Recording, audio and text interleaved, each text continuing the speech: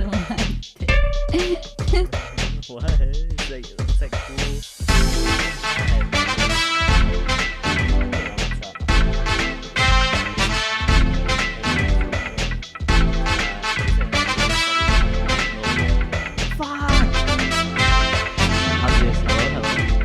Hello. I should have put it all the way up. Hello. Yeah. How's this? Is this better? Does it sound nicer?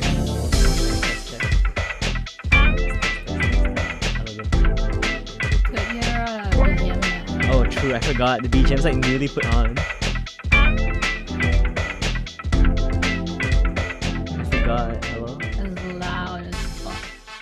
My bad. Hey, what's up, Lion? What's up, Alejandro? My bad. Wait, why is my OBS? Okay, there it is.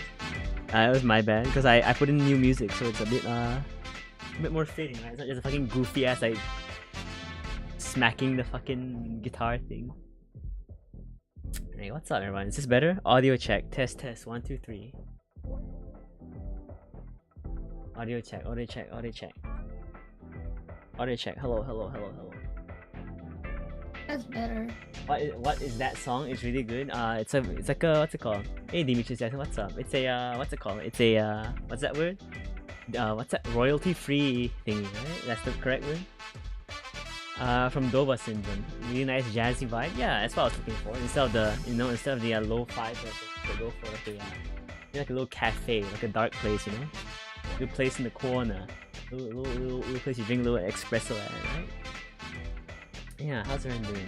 No, it's Clarity's crab-based cyborg Zwei Kanye here, and who else is here?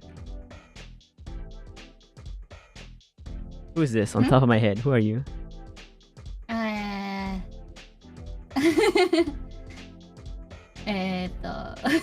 Clarity さん。はい。Clarity 相続。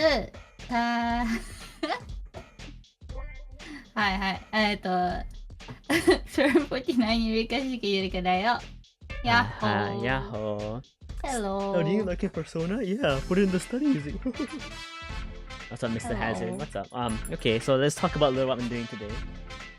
Today I'm gonna be studying, so this is gonna be a very sort of quiet. Hey, Don, what's up, Benkyo? Yeah, Benkyo. I'm gonna be studying, but I have nothing up here because I'm sort of just reading over materials I've read before and making notes and stuff. So it's just more of a revision. Hello, Alejandro. You know, it's getting a bit late in the semester. I'd like get some revision in, and I'm sure everyone else would also like to get some revision in, right? So we'll be using what's called the Pomodoro method. Basically, we choose a allocated amount of time and we study for those amount of times. And once that time is over, once each of those segments of time is over, we'll have a short break. And once we've done it 4 times, we'll take either I'll take a long break or I'll just end the stream there. We'll see. Pomodoro. I said Pomodoro. Fuck, I mean Pomodoro, as in tomato in Italian.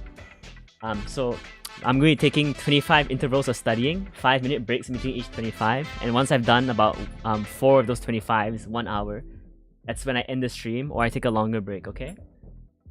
So feel free. Lol. Yeah. Hey, what's up, Chef? What's up? Yeah, feel free to study along, do your work along, just listen, whatever, chat, up to you. I'll talk a bit of what I'm studying right now. I'm probably not going to, explain the material to you all because it's like Kenpachi. Yeah, Kenpachi and Yachiru, yeah? You know Bleach, Yurika? No. Look up Kenpachi and Yachiru. Kenpachi? Oh, now I should put you on my shoulder then. Okay.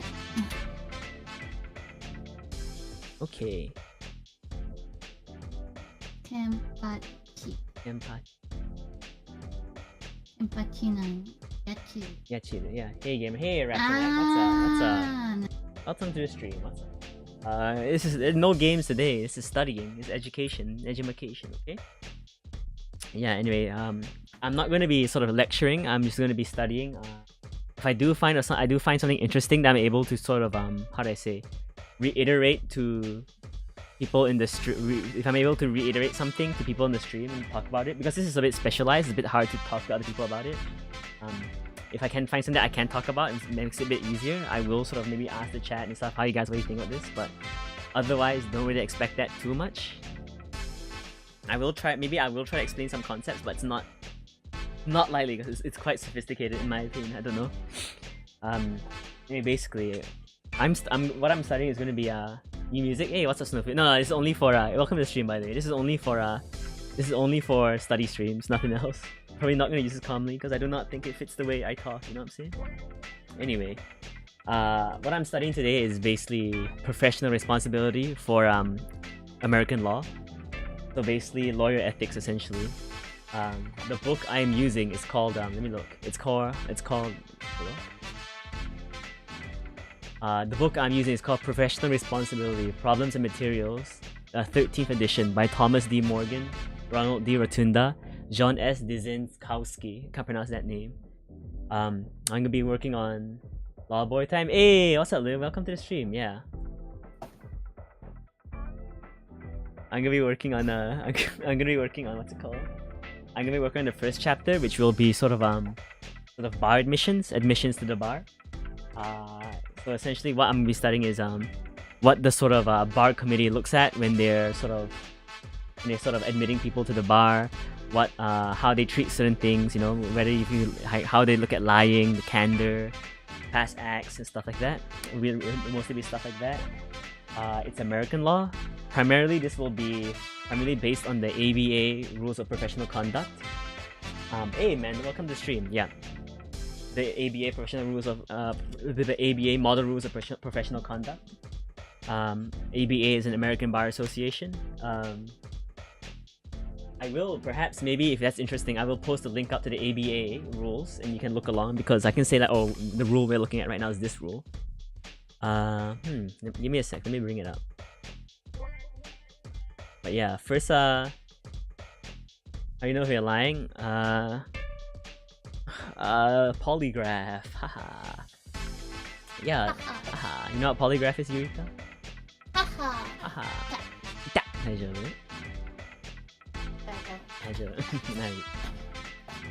Yeah.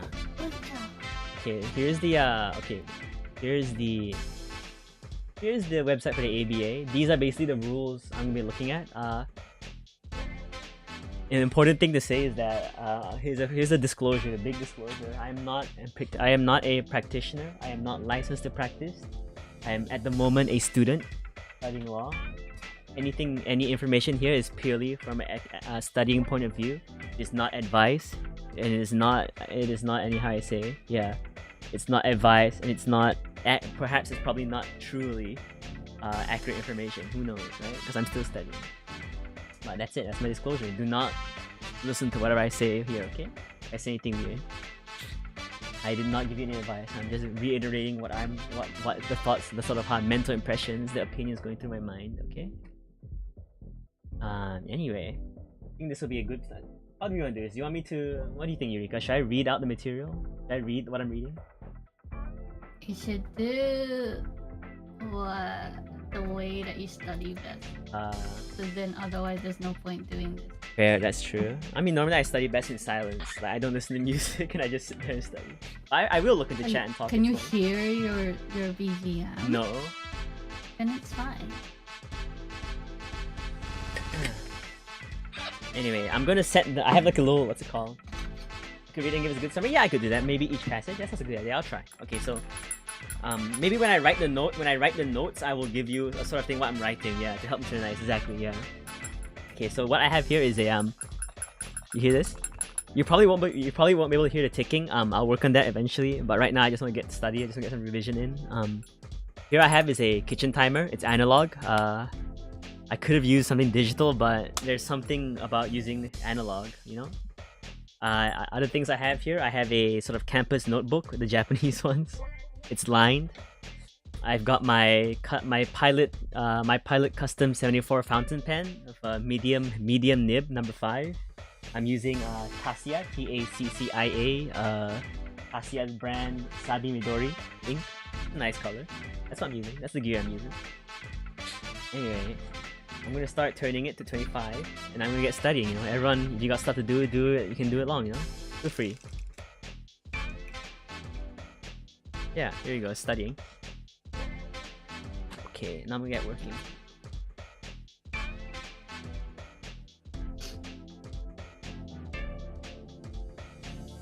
Ah.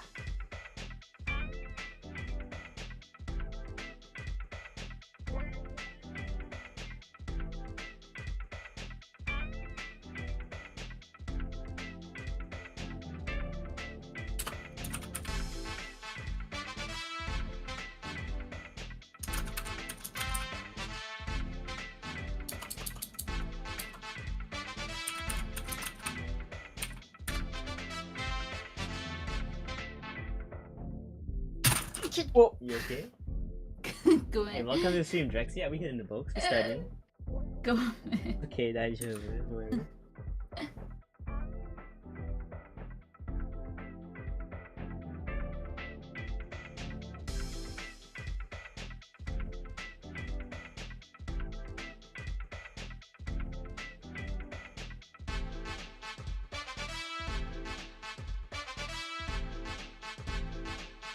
I dropped my phone.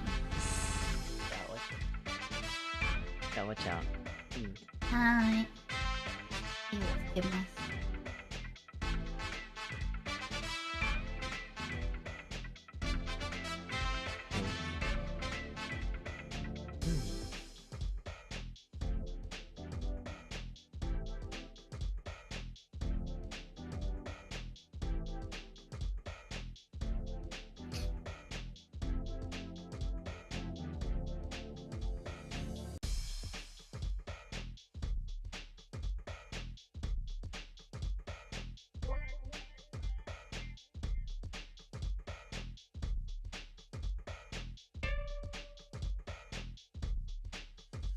Okay. So basically what we're doing today is learning about what we found out here is that it's basically admission to the bar. Basically admission to the bar means getting your license to practice law. It turns out that, what do I say? I think the idea is that primarily the state supreme courts was sort of like the highest court of each of the state has sort of the, what do I say, power to admit people to the bar, but they sort of delegate sort of outside organization. I guess not outside organization. Sort of delegate an arm to sort of work on, to how I say, concentrate on the sort of admissions. You know, use it a tiny bit loud. Damn. Okay, give me a sec. Ooh ooh ooh ooh. Ooh ooh. Ooh ooh ooh ooh. Yeah. So the state supreme court is the ones that primarily hold the power to admit people to the bar.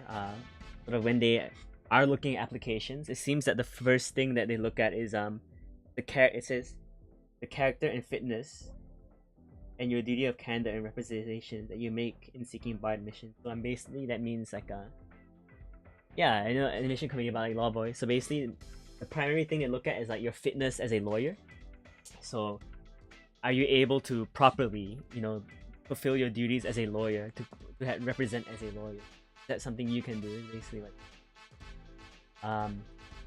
candor as in how candid you are, how honest you are.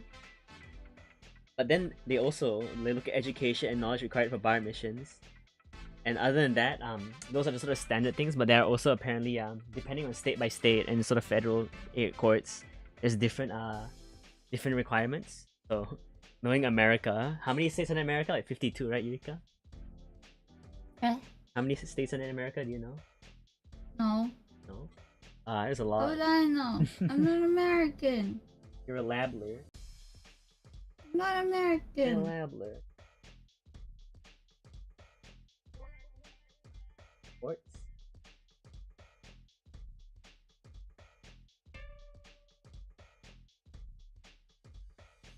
Well, look.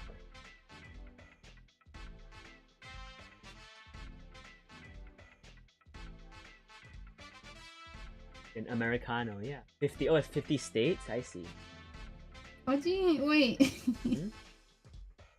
How do you not know how many states there are? Because I'm not American. Yeah, but you're studying. But the thing is that, like, okay, so basically the way the law sort of courts are arranged, right? They go by So of course you have basic state courts. Like state courts, I think each state will have their own sort of... But when it gets to the sort of federal level, the courts are separated into sort of districts and circuit courts. So for example, the area which California is in, along with several other states, is called the Ninth Circuit. 5 other territories don't cover stupid reasons, which I think are like what, Colombia, Cuba, and stuff like that. I'm not too sure. Yeah, I mean each state, Argentina, but there are 50 US states. I see. Yeah, I see.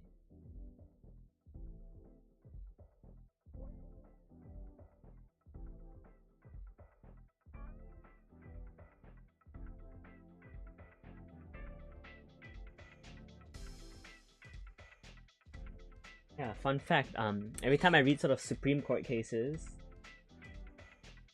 a lot of people seem to, a lot of the like what Supreme Justices, they seem to have a sort of disdain for Ninth Circuit decisions being let me see what states are in the Ninth Circuit.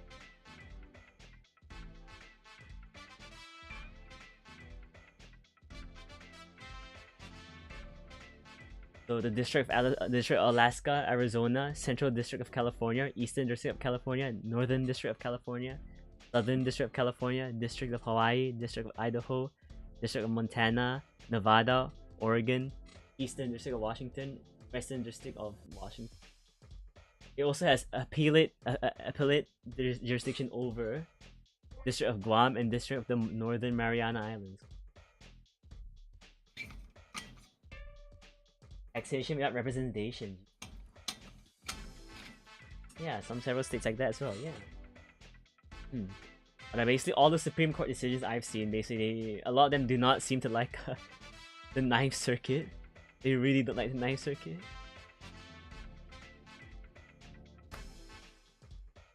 I don't know. Ninth Circuit is a bit crazy. I think the idea is that the First Circuit is the more sort of like what? The First Circuit is the more sort of conservative. One of the most conservative decisions I've made, and the Ninth Circuit is a bit more crazy, which is why a lot of them hate the Ninth Circuit.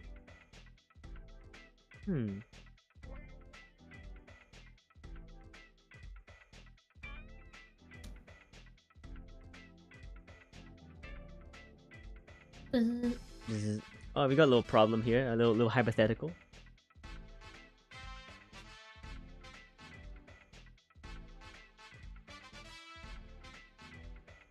Hypothetically speaking.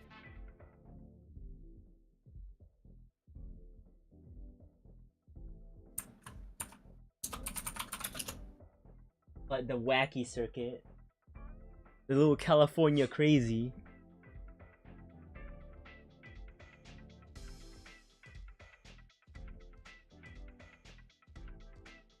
Okay, we got a little problem here, a little hypothetical. You have been in practice for a few years in the city where you went to law school. Gary Smith, a third-year law student, has come to you for help. I have been accused of cheating on the final exam in my advanced tax class, he tells you. I did it. I did not have time to study, and I wanted to get a good grade. The exam proctor will testify that he thought he saw me cheat, but I have denied everything. I'm afraid of what this could do to my chances of being admitted to the bar. Please help me. In addition, Smith told you, I changed my name when I was a freshman in college. My name then was Patrick Saville. Under that name, the court convicted me of a misdemeanor for possession of marijuana. Do I have to report something like that? Will the bar ever catch me? You are an old friend of the law school dean. The dean has offered not to charge Smith and force him to a hearing on the charge of cheating if Smith agrees to accept a failing grade in the course. He can make up the course in summer school, for which he will have to pay tuition, and that will let him graduate in time to take the bar of the rest of his class.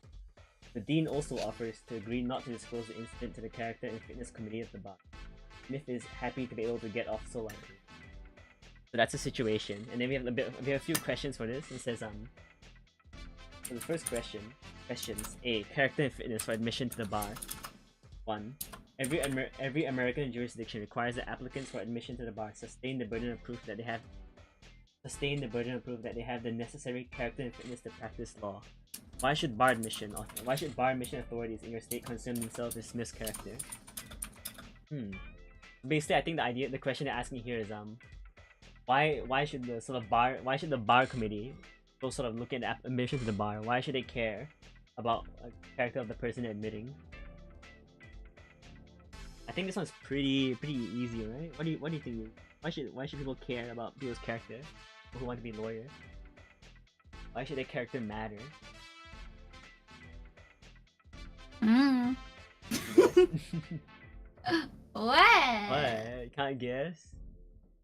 What? Because they're lawyers. I don't know. Lawyers? Yeah, They're but lawyering. what about lawyers? Makes it that you didn't need to care about that? Because they're lawyers. Yeah, there's I don't know. What is chat think? Anyone in chat got an idea? I'm gonna keep reading. I'm gonna keep reading. Cause they don't want me in court. Hey, what's up, Gara? What's up? And Liv and Eureka were passing notes and not listening. Alright, I see. Tell us, what happened? We were reading. We were educating. We were thinking, you know? Anyway, so basically my idea is that like gotta break some ankles, goddamn. So basically my idea, okay, I got a funny sort of stupid anecdote about that, I'll tell you all later. So basically my sort of idea is this, basically we know lawyers, sort of law is such a big thing that concerns a lot of people as well. Like anybody who sort of lives in society will have an encounter with law. They will have to be under the law. And it's such a, how I say, such a esoteric field. It's such a specialized field that like can easily be abused. A lawyer has a lot of power, able to probably abuse that as someone who's not as knowledgeable about it. It's sort of asymmetrical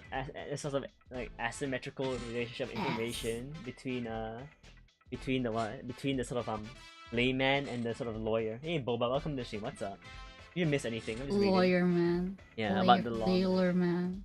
Lawyer. Lawyer fellas. Lawyer. Lawyer. Lawyer.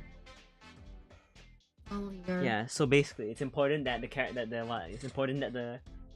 lawyer sort of I'm gonna be sort of how I say it, it's sort of like how do I describe it? I don't know. But it's important that the lawyer's not a jackass, so he's not going out purposely fucking people up, you know? Spider-Man, with great power comes great responsibility, right? Right? You know what I'm saying? Spider-Man. It's lawyer stuff? No, not lawyer stuff. Law student stuff. Law student. Okay? Yeah, okay. Makes sense? Yeah. Okay, so here's my funny anecdote. Basically I had like a trial court once. I went to trial court, like mock trial basically. I went to mock trial wearing not Yeezys, fucking Jordans. High Jordans. And I don't think anybody thought it was funny, but I fucking went there and I was like, oh yeah, I may please the court. And the idea was that like, you know, I'm pleasing the court, the lawyer thing, but I'm also pleasing the other court with the Jordans, you know what I'm saying? Okay.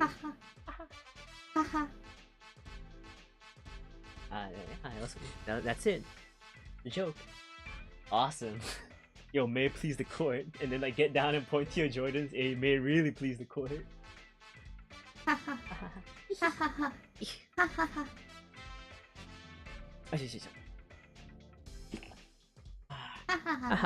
Anyway, let's see what the thing says.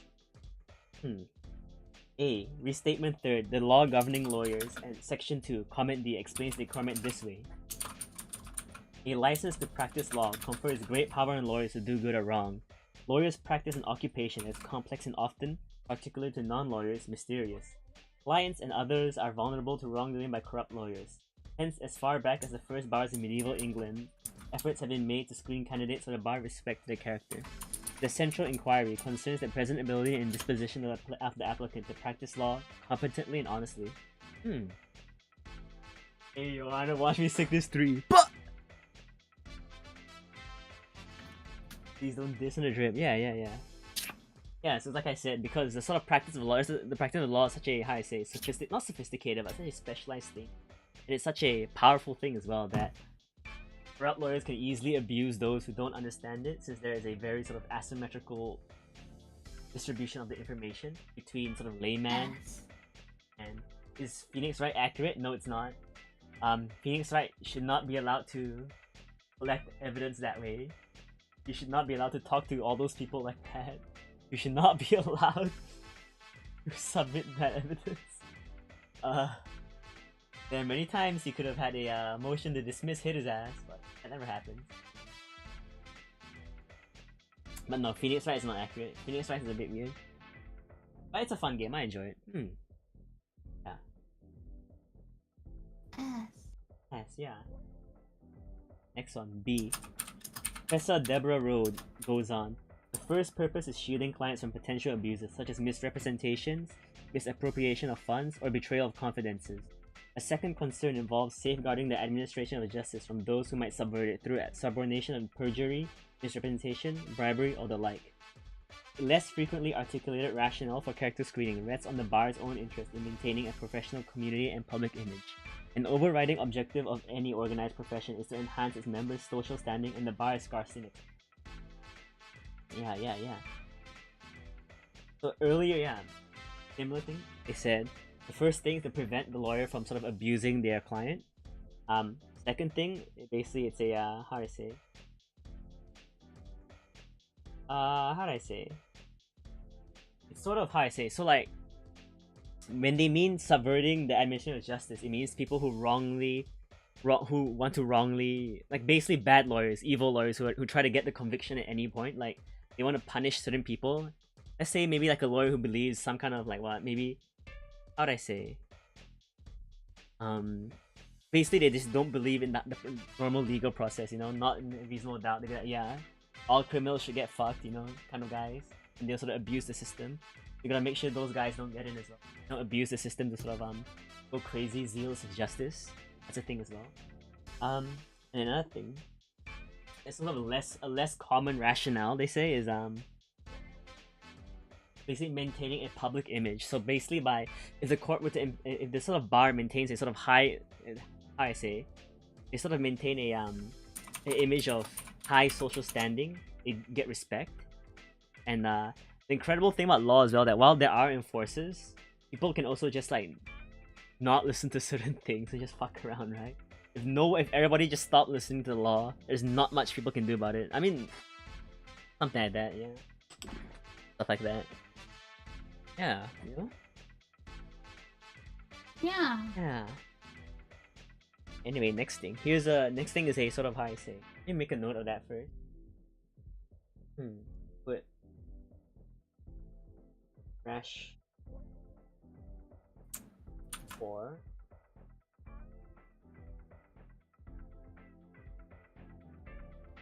at. Do feel like small dot point shit. Feel like that. Prevent the abuse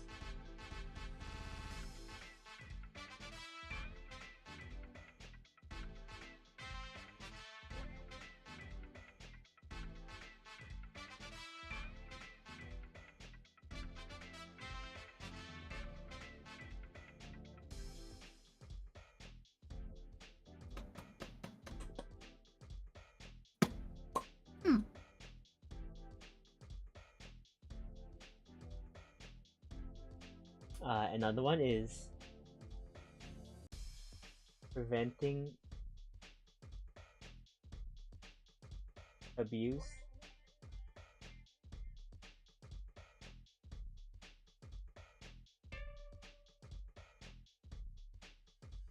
which one was that?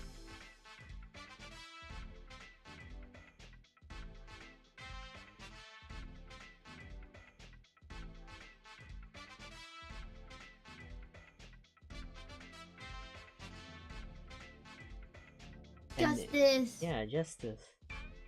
You know, funny Reinhardt saying, right? Haha. Like Rein, Overwatch game. I don't play Overwatch. We have Because it. you have to pay for it. Oh yeah, you did buy that game. It's okay. That game's not that.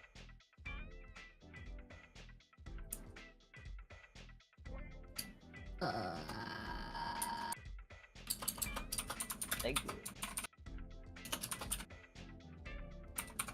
And another one, the last one, protecting the image of the bar.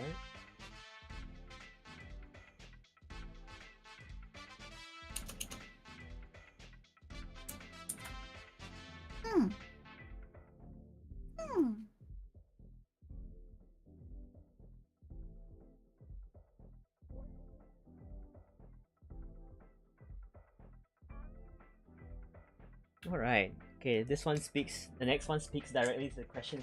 So it's more opposed to the hypothetical. Number 2. Does Smith's cheating in law school demonstrate that he lacks good moral character? What does everyone think? Do you think that sort of if someone cheats in school, does that make them a bad person? Despite the reasons that they may have? Does cheating in a specific type of exam make it worse than others? So if is cheating in a law exam worse than cheating in a math exam? What does people think? What do you think? Does cheating sort of show a general disposition to sort of dishonest behavior, perhaps? Going to me? Okay, anyone wants to answer. Okay. Okay. What do you think, Eureka? Think cheating's bad? Cheating on exams is bad? No. No? I think it's stupid and it'll expose you eventually? Yeah, definitely. It's sort of not good at... I mean, if you cheat, you're sort of... Like anything when you're lying, you're building yourself up to something you can't justify, right? So getting through high school... Yeah, I mean... It's sort of... I don't know. In my opinion, I would never sort of... I'm a fucking honor fella, you know? I'm like, yeah. That's because you're a pussy! Haha. Haha. Haha. Very funny. What? Cheating is just whatever. I guess, but it's like, I don't know. Who cares? There's some things where it matters. Like, if you were to cheat on a driving exam, wouldn't You that be can't. bad? How the hell do you cheat in a driving? I don't know. Let me just say it, right? The place I come from, you can pay driving exam fellas to let you pass. That happens very often. Suck the dick. And not safe. You're a coward who won't cheat. I mean, it's good not to cheat. You shouldn't feel Coward! bad. I mean, No, I'm not. don't. I am not endorsing cheating at all. Coward! I am. Why? I am. Make life easier for yourself. Not making easy. It's letting you go through this one obstacle that that if you get through, you're gonna have to go through that same obstacle again. Make life easier for yourself. Anything that you learn in school is useless. Even in tertiary education. Yeah. I mean, if I'm learning to make buildings, yeah. I mean, if you fake learning, especially because like, yeah, you're doing like engineering, architecture, or stuff like that. If you fake your understanding of certain things, it could be a cause of very, very bad things, you know. Oh wow. Imagine like a surgeon cheats on a fucking like, I don't know, surgery exam. Oh my god. How the hell do you cheat a surgery I exam? don't know. The fucking not practical, the paper writing exam. Yeah, but theory is just different. Theory is right? different, yeah, but I don't know. Exactly. That's how buildings fall down. Yeah. I mean, not I guess, that's how, yeah. But cheat, but all you got some doing it. Yeah. Like if you pass the practical, that's more important than like the theory. No. Theory, you just Google it. I mean, yeah, but like, there's certain things there's certain things where like what, it's like, you can look to it or not look at it. The main sort of what, when it comes to sort of law, in my opinion, that's where cheating eventually gets you, when you have to apply and you can't figure it out, yeah. What was I gonna say? So basically what I mean is like, I think actual school hours, yeah, this is school hours, school time. Sorry, it's gonna be a very boring stream.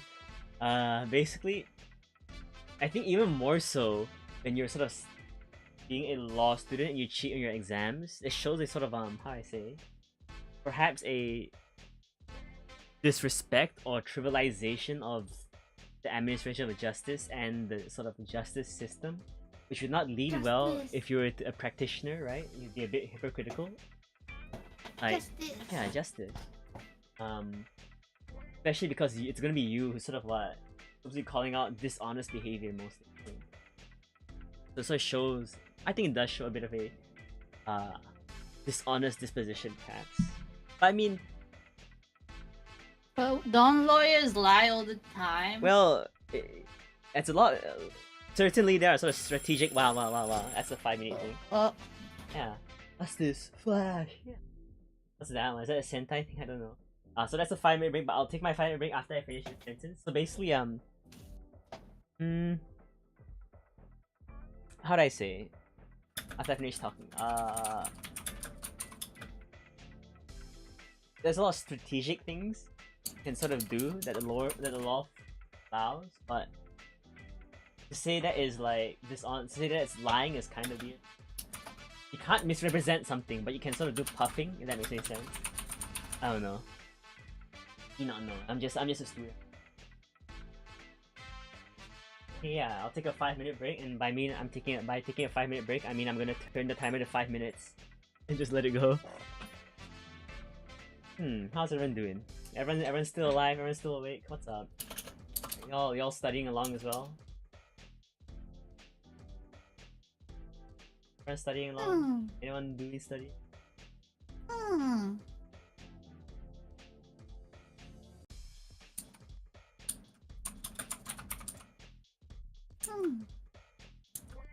think cheating for law is just unwise. At least for math, I can understand because in practice you have note sheets, but law no.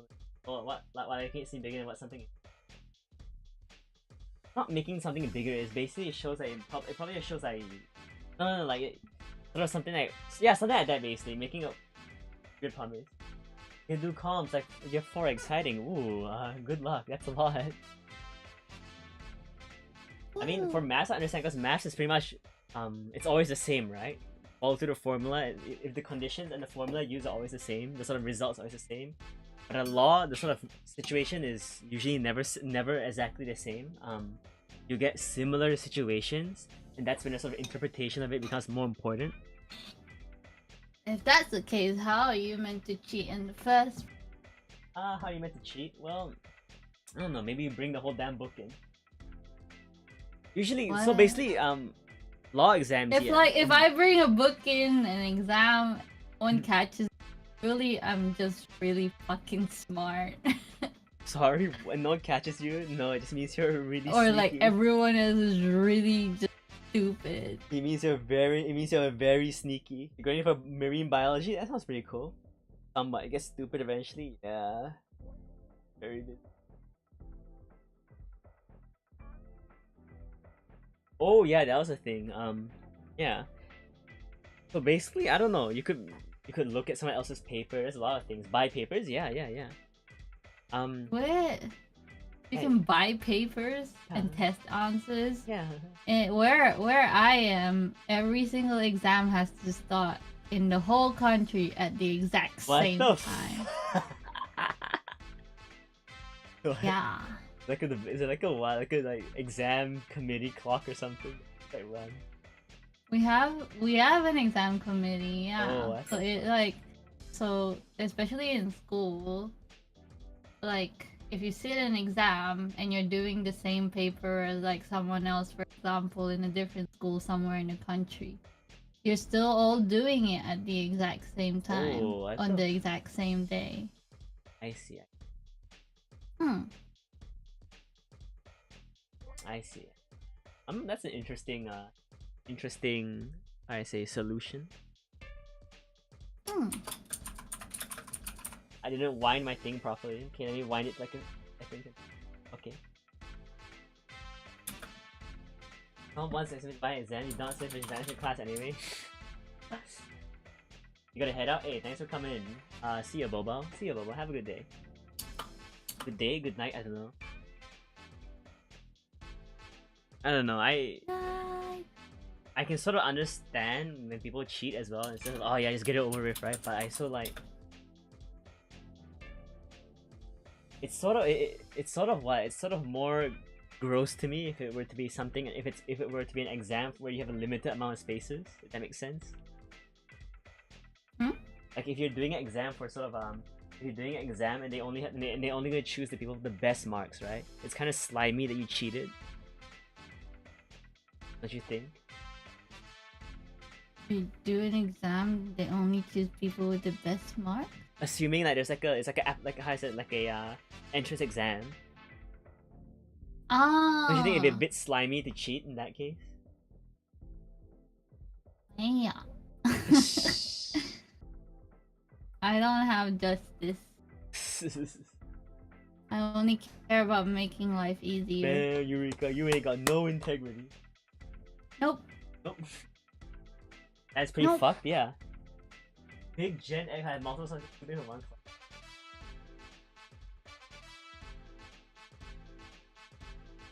I see.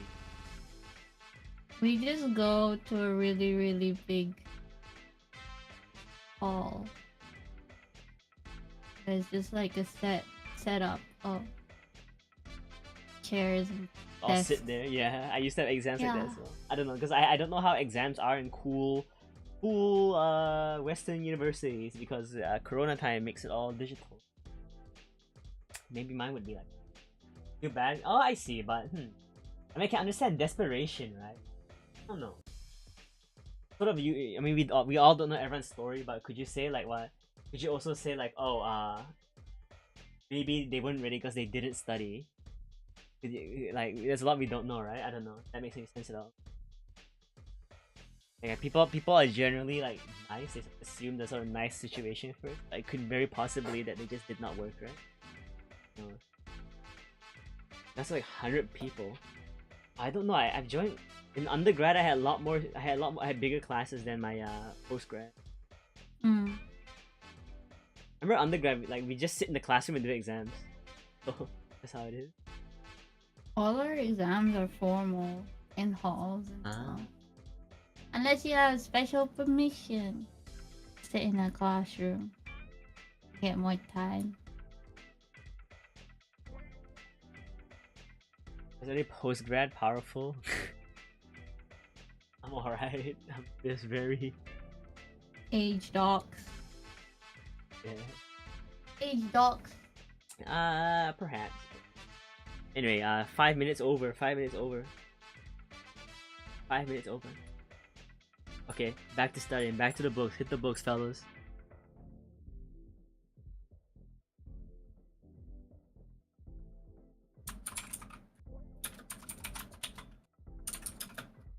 And 25 minutes on the timer.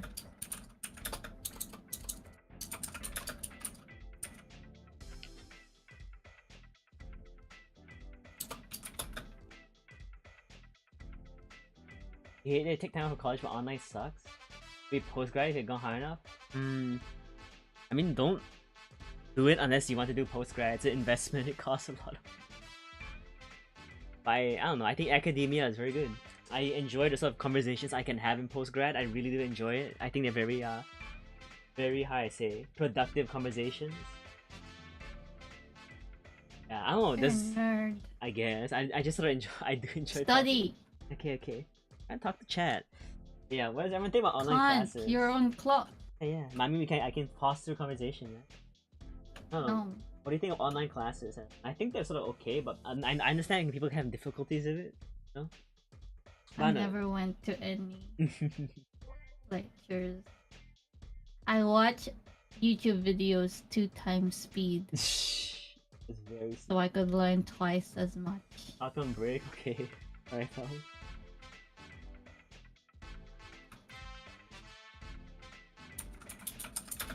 Here's the thing. Does cheating involve dishonesty, fraud, deceit, or misrepresentation so as to justify disciplining a licensed lawyer for a violation of Model Rule 8.4c? Should we be concerned? Should we be as concerned about the subsequent denial of guilt as about the original act of cheating? Okay, so let's take a look at Model Rule 8.4c. So the whole 8 series of rules says maintaining the integrity of the profession. 8.4 is misconduct. Let's see what 8.4c is. Yeah, so basically, this is a sort of law thing where they say, so basically you're gonna have a law that says that, okay, XXX is, if a person let's for example, let's say if a person commits a, how I say, misrepresentation or dishonest act, right? It's gonna say like that, they'll be punishable by XXX or something, or do these XXX things. And then it's sort of the, how do I say, the perhaps trier of facts fault, or they sort of maybe, yeah, the trier of facts fault, trier of facts sort of role, see whether the sort of conduct in question, the sort of cause of action, is falls under the definition of that of the words in the law, basically. So so basically the whole thing is, does cheating mean a sort of misrepresentation or dishonest acts for the purposes of Rule 8.4c? Is essentially what it's saying. So C, engage in conduct involving dishonesty, fraud, deceit, or misrepresentation. And it says like, is covering it up worse than the actual act of cheating. We'll see. So we'll see what the fucking case law says. Oh, there's another thing. Did Smith's earlier drug conviction be conclusive evidence of a lack of character and fitness? Would your answer be different if the court convicted him of a drug-related felony? Is marijuana possession a criminal act that reflects adversely on the lawyer's honesty, trustworthiness, or fitness as a lawyer in other respects? See Model Rule 8.4b and comment 2. Let's take a look at 8.4b first. 8.4b. Commit a criminal act that reflects adversely on the lawyer's dishonesty, trustworthiness, or fitness as a lawyer in other respects. I see, okay. And there's a little case law thing here, and let me read it, okay? In Re Glass 316P2D, 2nd District, 119, California, I guess, 2014, involves Stephen Glass, a reporter for the New Republic from 1996 to 1998, who resigned when the New Republic learned that he fabricated many of his articles. He was a law student at the time and graduated from Georgetown Law in 2000. He passed the New York bar exam but withdrew his application for admission after he was notified that it would be denied. He began clerking for a California firm in 2004, passed the California bar exam in 2006, and faced a character and fitness hearing in 2007. Georgetown professors, his treating psychiatrist, and his current employer spoke on his behalf. The California Supreme Court, however, denied him admission. In his New York bar application, he exaggerated his cooperation with the journals that he had published his work and failed to supply a complete list of fabricated articles that had injured others. Later, in the California proceedings, Glass was not forthright in acknowledging the effects in his New York bar application. The court concluded Glass's effort to show rehabilitation were less than sincere. Manifest dishonesty provides a reasonable basis for the conclusion that the applicant cannot be relied upon to fulfill the moral obligations incumbent upon members of the legal profession. Is this case a sign of admirably high judicial standards? An example of insensitivity to the possibility that people can change. I see.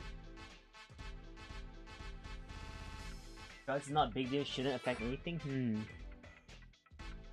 I mean, I'll discuss later. Let me just digest this for a bit. Blah blah blah blah.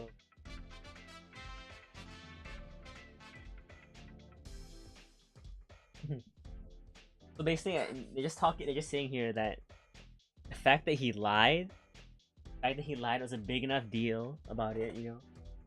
I think like sort of implication here is that his sort of lying, his dishonesty is a bigger issue than the actual acts he committed, I think. Perhaps, right? I think that's saying. Take a note.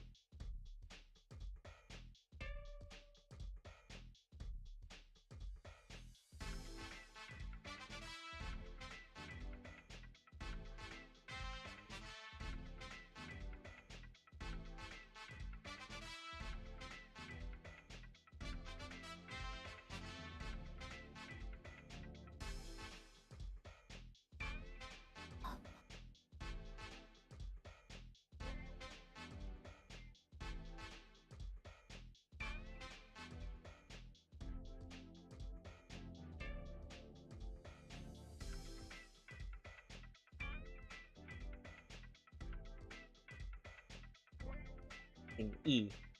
If disciplined authorities would not suspend or disbar a practicing lawyer in your state after conviction of marijuana possession, did bar admission authorities admit Smith to practice? Alinan v. Committee of Bar Examiners said the test for discipline and bar admission is the same, namely whether the individual is a fit and proper person to be permitted to practice law. Most observers agree, however, that in practice, the bar admission authorities are more likely to deny a person a license to practice law than discipline authorities are to take it away later for identity.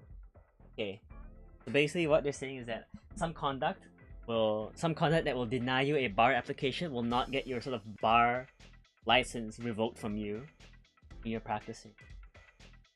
But they say the standard is the same, character and fitness. So we can put a little note for that.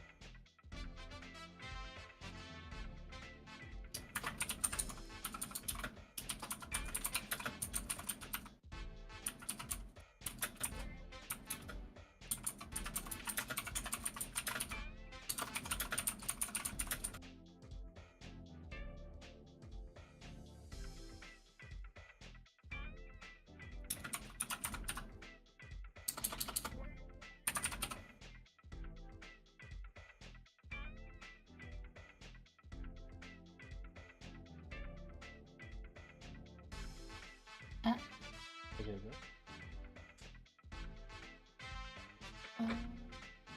大丈夫。Should dishonesty in the handling of money defeat a person's bar admission? In Mustafa involved the chief justice of a law school's moot court program who embezzled over 2,000 from the moot court account to pay the emergency expenses of his sister. He repaid the money and the school fully supported his bar admission. Only a year had passed since so the court denied admission. See also application Majoric. Majoric? I don't know. Denying admission of an applicant who embezzled 300 of Law Student Association funds and shoplifted a pack of cigarettes among other offenses. B. The bar authorities deny admission to applicant bar for borrowing money for his education, filing for bankruptcy days before law school graduation. Does such action show a lack of moral responsibility, lack of moral values required of a lawyer? Some states have held that it does, while acknowledging the applicant's legal right to file bankruptcy. C. Why are financial issues of particular concern to bar admission and lawyers so frequently entrusted in handing a client funds now? Time for a lozenge, I think. Time for a lozenge, I think. Don't forget to breathe. Yeah.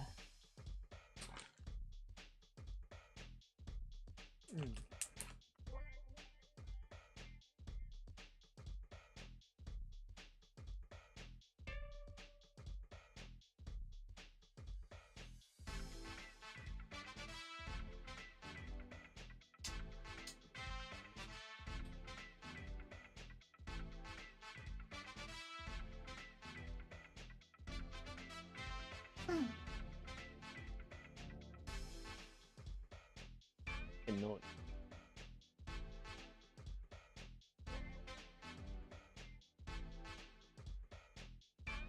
I think it'd be cool if I had like a little funny ASMR mic and you just hear me writing. That'd be a bit funny, right? You can listen to the fucking clock explode in your ear.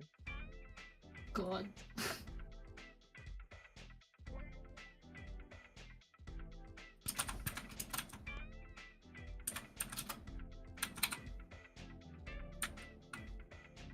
Get keyboard instead. I don't know, but like, pen's really smooth because it's a gold nib. Pretty smooth.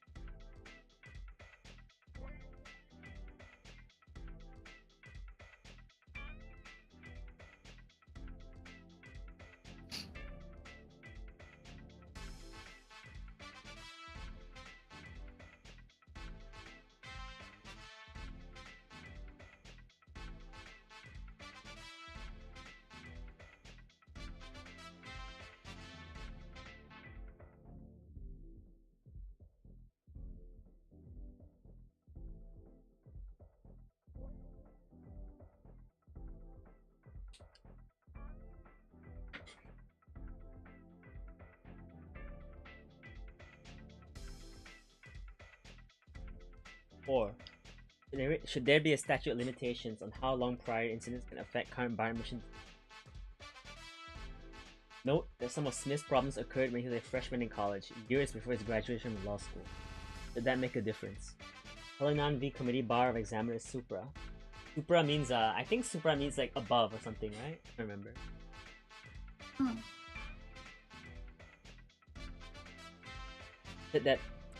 That adolescent behavior was not sufficient to disqualify the applicant. Would you want to know how old Smith was at the time of the alleged college incident before you turn him in? Do you ask for, or should you leave seeking such information to others? The ABA Model Rules 8.1. 8.1. This lozenge is making my mouth really salivary. Gross. 8.1. Maintaining the integrity of permission, bar admission.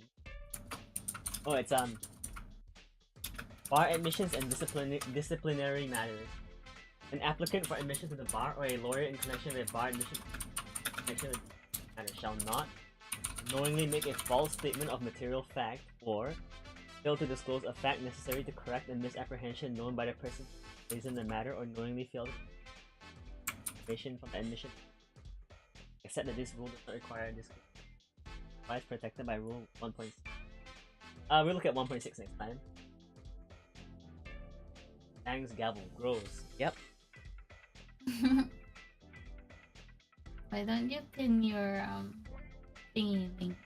My what link? Oh, the thing, because I'm very, I don't know, I'm very scared for people to see. I see. I don't know.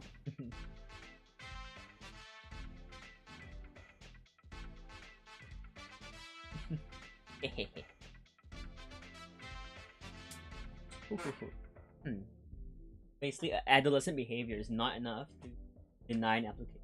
Basically, if you do like kid bullshit, it's not enough to like fuck up your admission.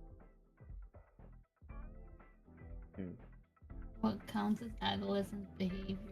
Hallinan. Hallinan case up there. Let's see what the Hallinan case is. The Hallinan case.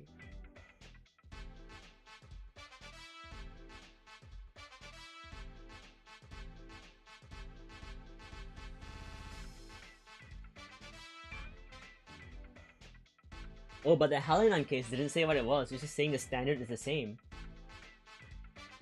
Is deaf a sliding scale? Yeah, I'm sure. I'm pretty sure, like, what? Adolescent. I don't know, does it mean. Perhaps does it mean behavior performed as an adolescent? Or behavior that is commonly performed by adolescents? Probably the latter. I guess, yeah. Both different.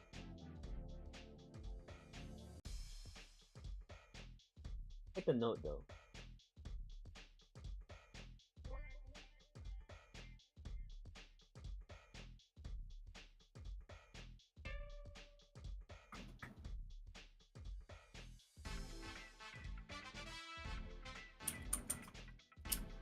Gonna run some errands. Hey, thanks for dropping by. See ya, see ya. Good luck with your errands, you know? Goodbye, Bye Mando. bye. Goodbye. Bye, B. Bye, B. Bye, B. Bye, B. Bye, B.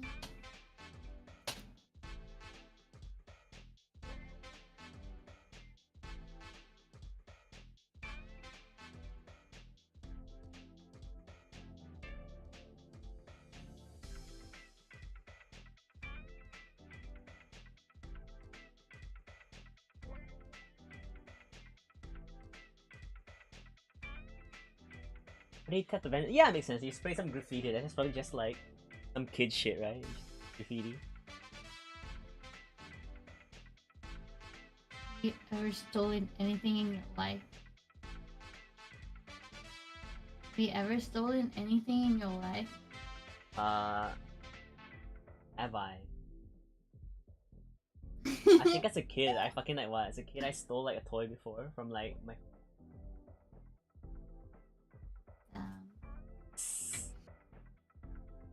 Never gonna be a lawyer now. I stole my friend's Pinecone toy. A what toy? Pinecone from Pokemon. Oh.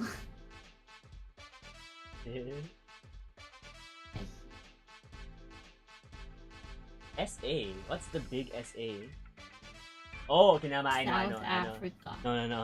I think I know. Yeah, I think I know. Yeah. I don't. Like sexual assault. Ah.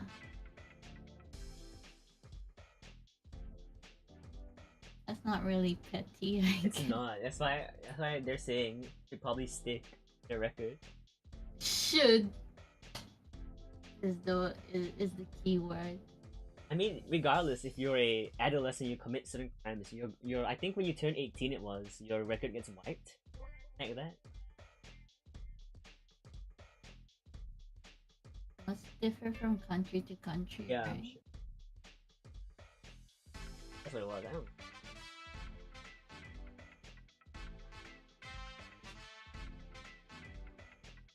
I mean, I'm sure there's like some variations, right? Like probably not everything will get wiped. Maybe it's only like misdemeanors. I think your felonies would probably stay. I don't know.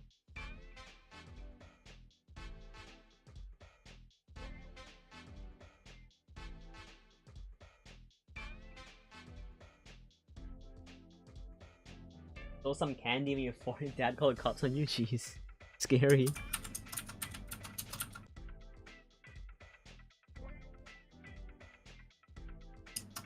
Powerpuff Girls? Ooh, what's your favorite Powerpuff Girl? Me? Me one. No one wants to answer. The hardcore? Buttercup. Ooh, I like Buttercup too. What's up, Noble? What's up? Welcome to the stream. This is gonna be a very boring Buttercup. stream because I'm studying. Da, da, da, da, da, da. Sugar, spice, everything nice. How's it? These are the ingredients. No. What? Blossom? Chosen to make the perfect little girl. Professor Utonium Added an extra added ingredient. An ingredient to the concoction. Chemical X. Studying, bro. Professional responsibility.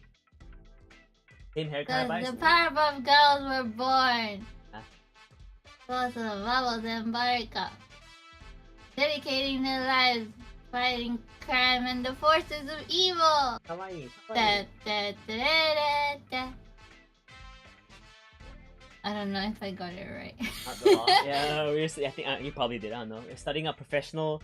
What's it called? Professional responsibility. Oh, hold on. You know, I'll do it later. Sit tight, Noble. We've only got like 4 minutes on the clock, okay? We got 4 minutes on the clock before I can go for a 5-minute break. Honey, Okay. honey, okay. I'm gonna make funny Keep noises. studying. Okay. Yuka's giving Liv heart palpitations. Please don't die. Because you're cute. What they said. Don't yeah. die. Awesome, dude. Ah! Awesome, dude. Pop, pop, pop, pop, pop, pop, pop, pop. B. Oh, Matter of Prager. Matter of Prager involved in Let me. Okay. Crunching down your lip. No, it was very small already. Disgusting. Okay, here you go. Matter of Prager involved an applicant who was in his late 40s, for about 60 years in the 1970s. He had make these bigger. Jeez, my eyes. He headed a large-scale international marijuana smuggling operation. After indictment for his crimes, he fled the country and lived as a fugitive for several years in England and the Caribbean. He pled guilty when he returned to the country, and as a condition of his probation, he provided care in his home to terminal AIDS patients. He also attended the University of Maine Law School, served on a law review, and after graduating summa cum laude, looked for a justice of the Maine Supreme Court. The question was whether the applicant was sufficiently rehabilitated to sit for the Massachusetts bar examination. The court held he was not. His flight to avoid prosecution undermined the integrity of the judicial process, and his admission without the passage of at least 5 more years would reflect poorly on the integrity of the bar. Do you agree? Okay, cool. Basically what they're saying here is that the bigger issue here is that he sort of escaped, even though he was a really good law student, and he sort of made up for his crimes after. Is that basically what he did was how would I say? Basically, he made fun of something. Oh, there's the clock. There's the timer. Basically, he fucked with something, he fucked with something, and he just came back in and was like, hey buddy, actually this is pretty cool, haha. You know? Haha. So it's kind of like that, you know? Haha. So basically the court will sort of look at sort of trivializing the sort of judicial process, the sort of law system, you know? And they sort of talk about 5 years, so it sort of implies that maybe if 5 years or more had passed, they might have let him in. Interesting. Let me take a note and I'll get started on my break. Matter.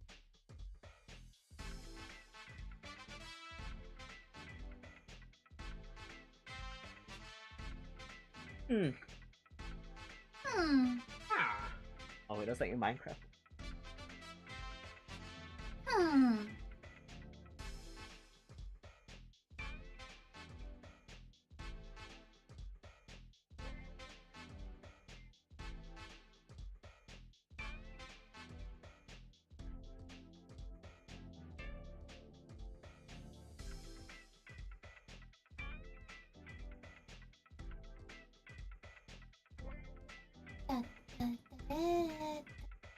So,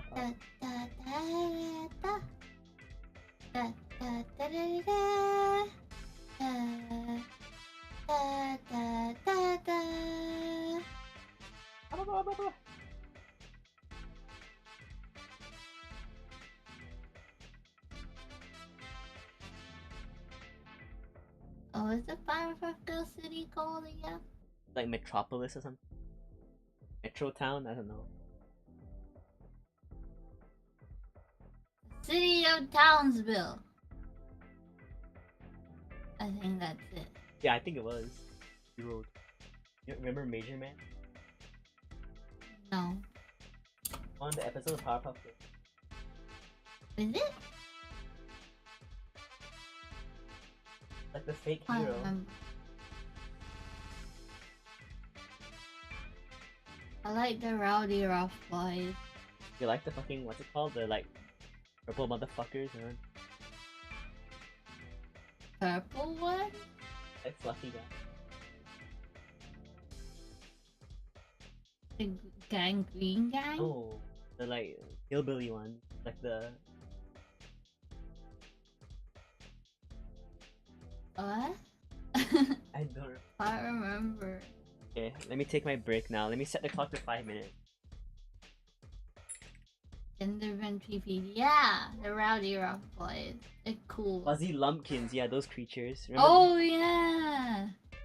Wasn't the gang Green Gang in fucking like a what's it called? In a what is that show called? What was that band called? Gorillas, right? Gorillas? Were they? Music, yeah, one of the characters was in the Gorillas music video. Ah, didn't know that. Ba ba ba ba ba. Ba ba ba ba ba. Ba ba ba ba. Da da da da. Gonna make noises now. Yeah.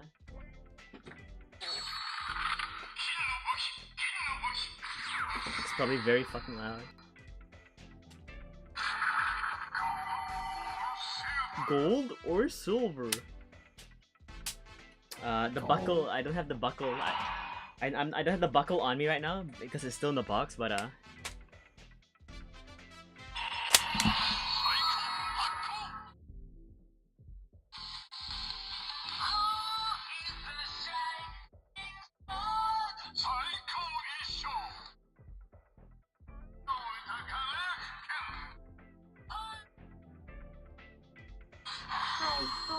hi, cool. Ooh, Liv got 84 in your engineering final. Ooh, nice. Can we get a congratulations? Moneto. Can we get congratulations in the chat for Liv? They got great marks. Awesome. Really good. We should always always reward hard work, you know. Who is the shining sword? Congratulations. Great job. Awesome. I sound very what's it called? I sound very like not serious but Genuinely great job. Are you getting the Geertlinger from Zenkaiser? I got a DX. I know I didn't get a DX. I got a I got the CSM. I got the CSM Amazon's Alpha driver, so probably not. Yeah. Anyway, that's it. Enough toys. Enough toys. Does glitter Zwei have variant? There's like the transparent rubber with glitter inside version of glitter Zwei. Yeah. How you feeling, Eureka? You working on something?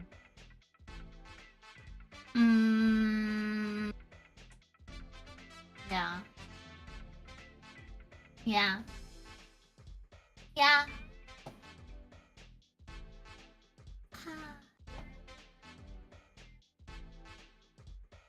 Ba, ba, ba, ba. Ba, ba, ba, ba. Oh, you finished it at time means you fucked up. You're good. Yeah, finishing exams is really like nerve-wracking. Because my exams are sort of take home now, I use all the time I can, but it's also very scary. Calculate the hell of how a light pole stays up. That sounds very hard. I could never do like the sciences. I can't do it. I've never passed the. I don't think I've passed a maths exam past like middle school. It's stupid. You want to studying Kanye? Hey, thanks. Welcome to the stream, Monkey. Thanks for coming. Yeah, I'm working.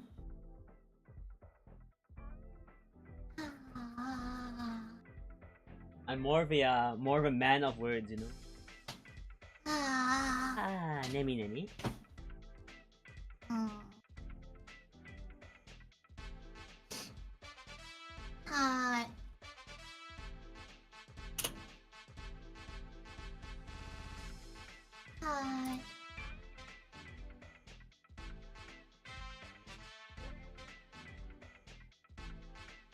Right, you talk forever. I actually sort of, I don't know. I think you mean writing is writing an essay. I don't know. I find it sort of zen when I write essays. I guess I like thinking. I mean, I've talked about this before. I'm sure. I sort of like thinking of how I'm going to write, how I'm going to sort of make the flow of the essay. That makes any sense. I find it really fun.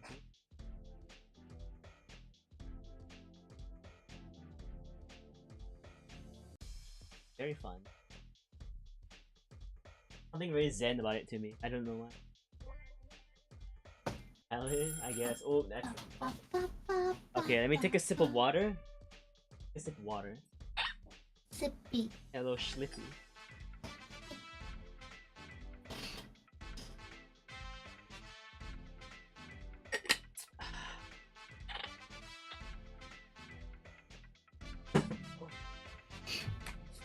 All right. I'm gonna take a little stand up. I'm gonna stand up a little and stretch out a little.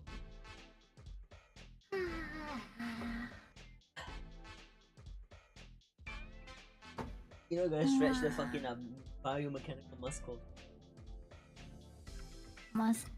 I went to the gym today as well. Shoulder day. Shoulder and back day. Do you have like a body map of what's mechanical and what isn't? Everything is mechanical. My only organic body is stored inside my inside the what's it called? How I say? My original organic body is stored inside my fucking armor for the deal. So everything you see. So do you have like a whole human inside it? Probably not whole. So what? Need a body map. I need a body map. Yeah. So what, like a cross section? Food review cross section?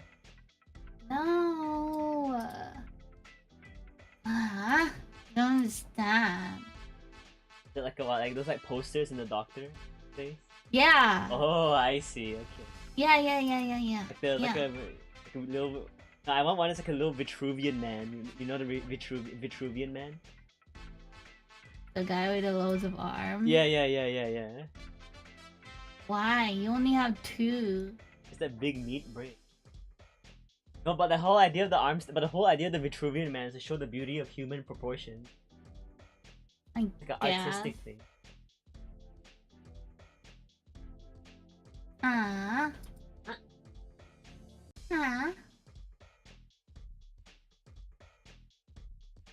You okay? Yeah, I'm okay. I'm done stretching now.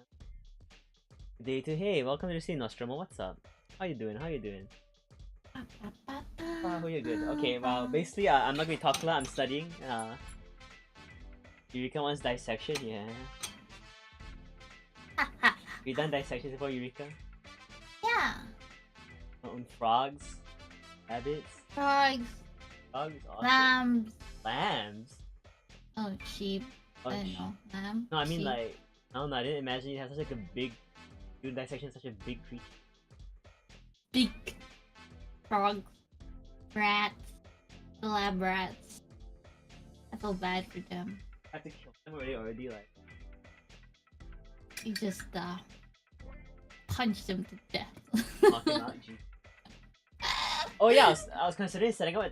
Setting up a timer on the stream, but like, I was a bit lazy, and I don't know. I don't know. I was considering like letting the fucking. He bought an actual a kitchen manual timer. timer. Yeah. So now he wants to use it. I mean, I'm and going to use it. He can't sync it with the digital one. I mean, I sort of can. This one runs a bit faster. If that makes any sense. And at most Time runs faster. No, I mean the machine like what it like what it how do I say? The alarm triggers before it reaches the endpoint sometimes. Why? Because I drop it like 3 times every day. What the fuck? It has like a little magnet, right? Basically, what I've been doing is I've had it magnetically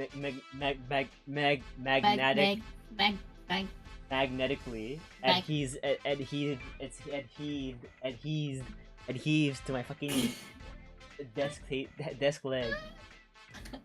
Okay. Oh yeah. By the way, Nostromo, I'm doing some studying stream. I'm taking 25. I'm doing 25-minute intervals of studying. In those 25 minutes, I probably will not talk. A little boring, but I don't know. Okay. Anyway, I'm gonna set my talk to 25 minutes on the clock. There's a site for it if you want a browser source in the future. Oh, okay. I'll look into that. Thanks. Yeah, because I was considering having one for the purposes of the viewers. Oh, when? Anyway, back to studying. Shut.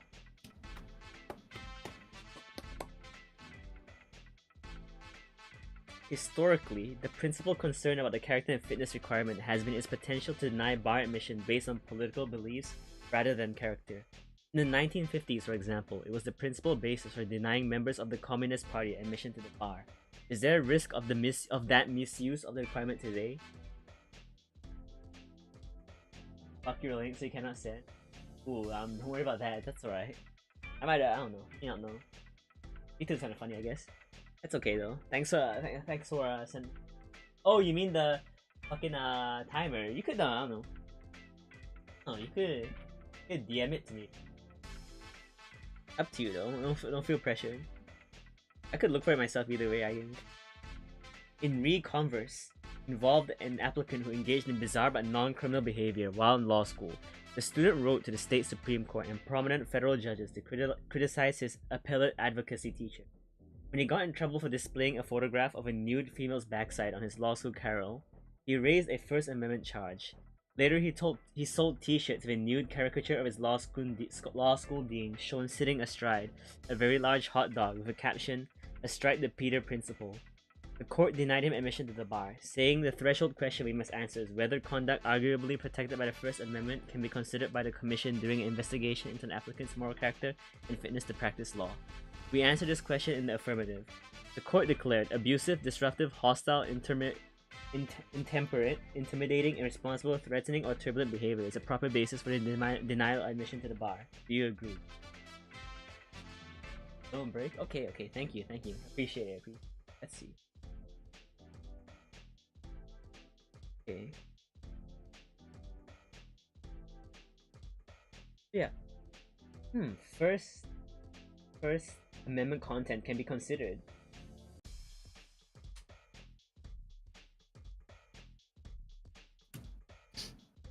Probably somebody don't like nude. No, I mean basically all he had was he had a nude photo on his library desk sort of thing, his little cubicle. Of himself? Of like probably like a model. There's a nude Oh. female's photograph of a nude female backside. And then content. And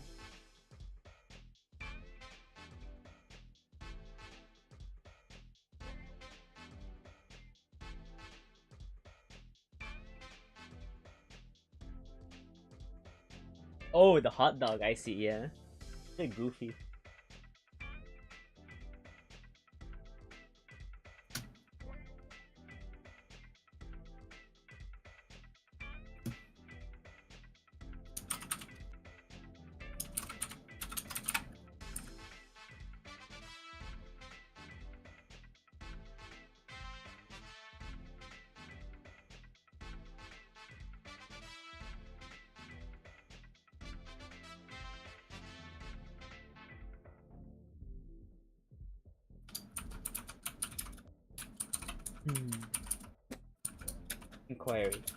Inquiry would be a good word for it.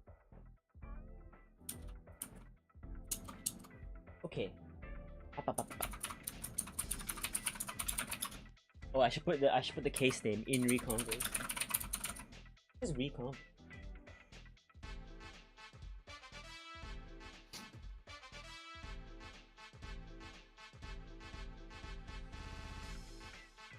Man, I love writing in fountain pens. So fun. Feels very good. Take a sip of water. Oh, Water. oh,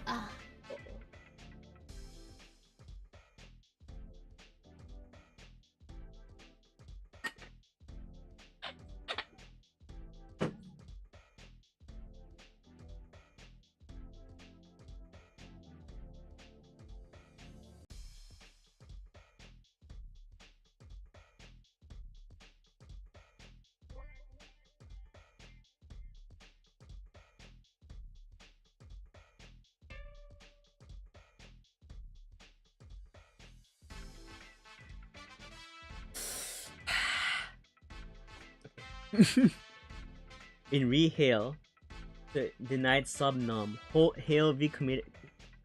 Hale versus Committee on Character and Fitness of the Illinois Bar. disgusting.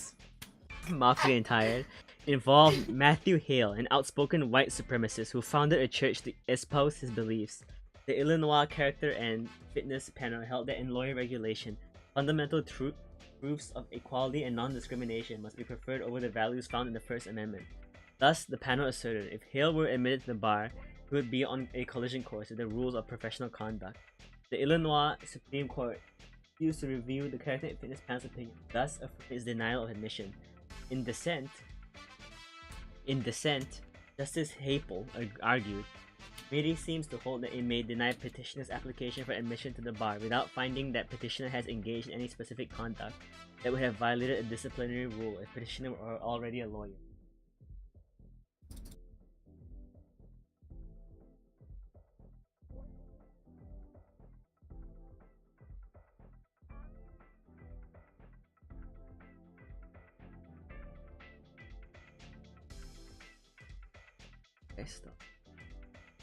Do you agree with the result in these cases? Are courts likely to be reliable predictors of which people have sufficient character to be a lawyer? A grand jury later indicted Hale in Chicago for plotting to kill a federal judge and obstructing justice. Washington Post, January 19, 2003.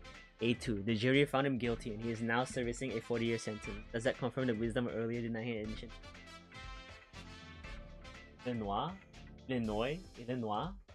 Illinois? What? Illinois?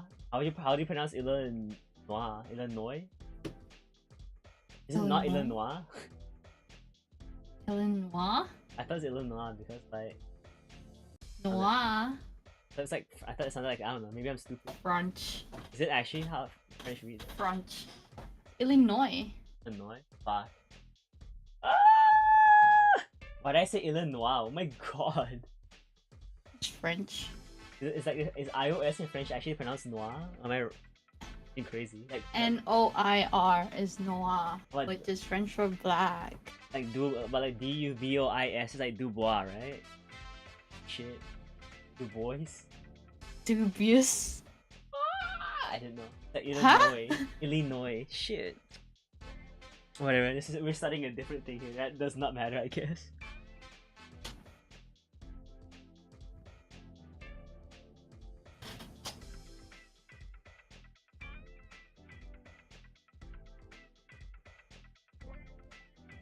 Okay, that's a good quote though. Fundamental truths of equality and non-discrimination must be preferred over the values found in the First Amendment. Okay.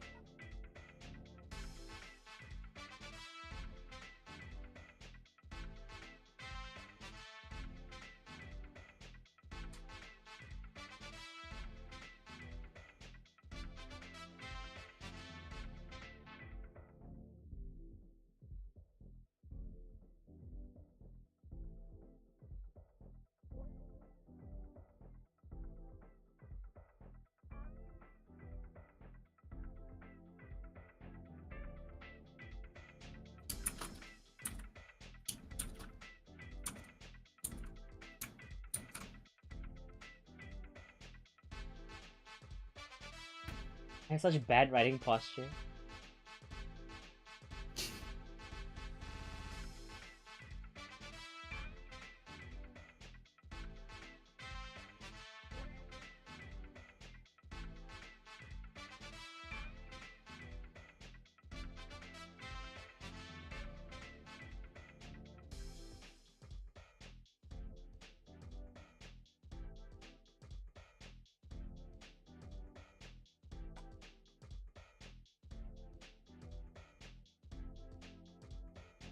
I put 2 S instead of 2 R's in preferred.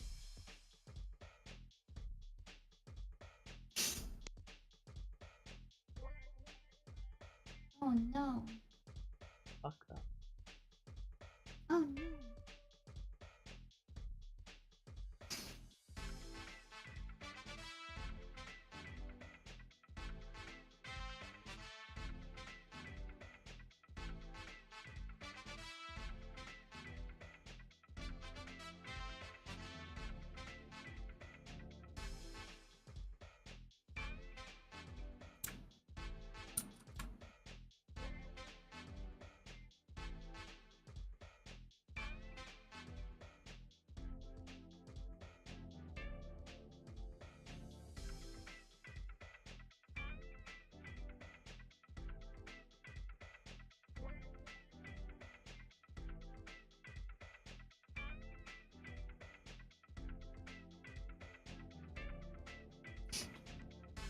Case is called very complicated, so I just say hail case.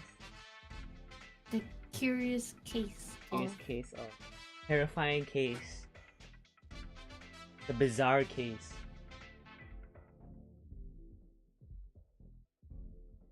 Babu case.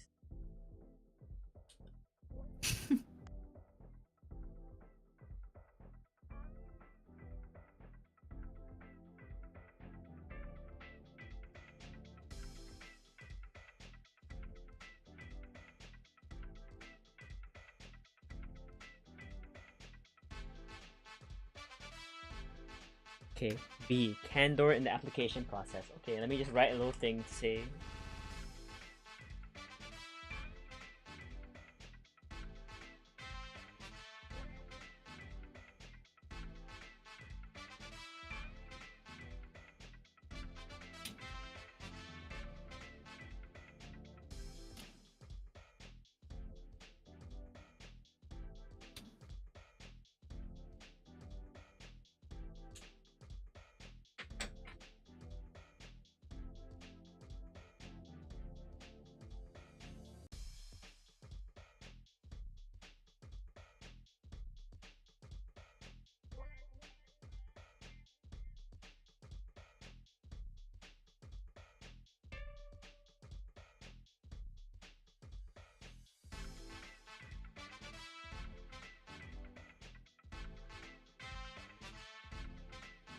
Candor in the application process.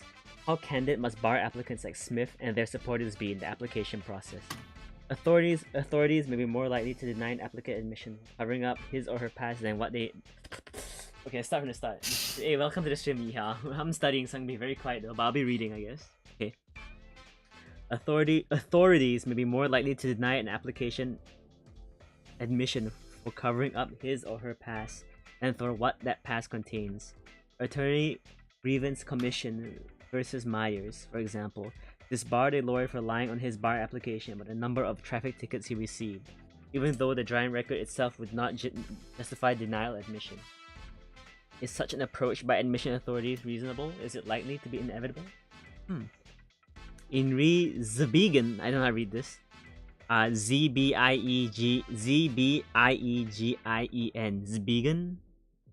Zbiegen, I don't know. Is that a word? Like a name. Maybe it's a I think it's just a name, yeah.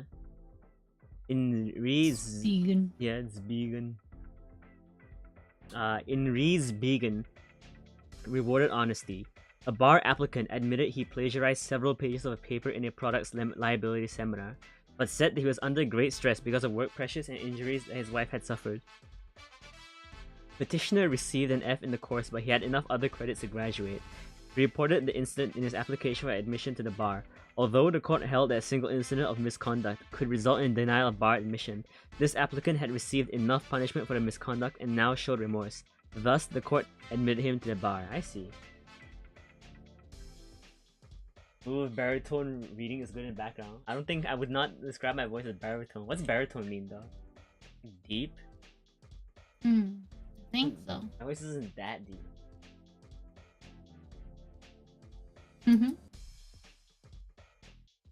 Equal. Between tenor and bass. Bass.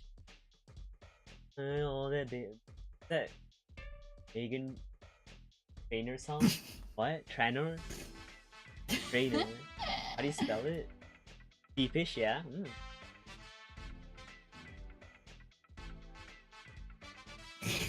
Maybe I don't know how to pronounce the names.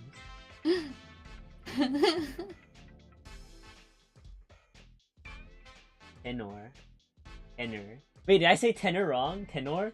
Did I say tenor? What the fuck? I can't remember. Yeah, let's take a little spicy note. Spicy. Yeah.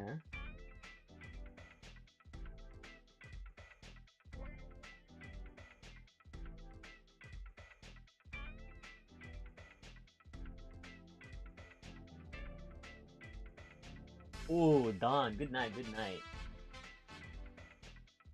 Oyasumi. Good to sleep, Dawn.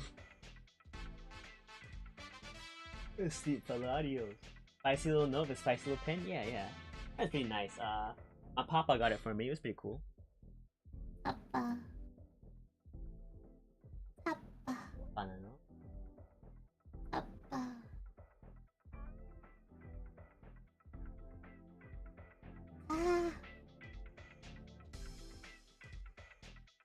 Fort May.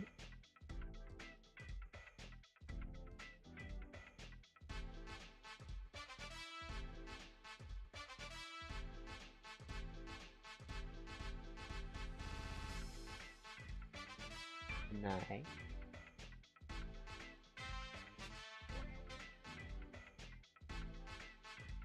Get up properly, or else I'm gonna destroy my posture.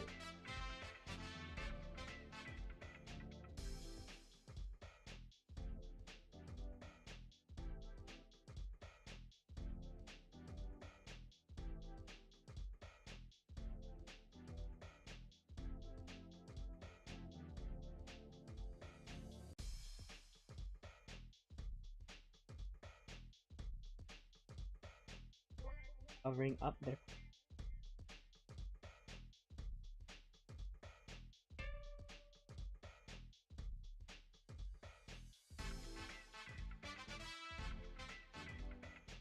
Rather.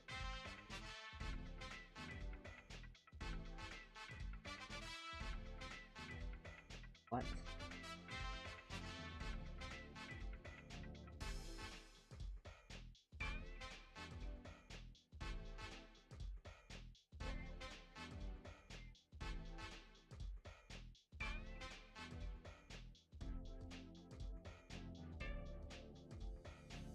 Alright.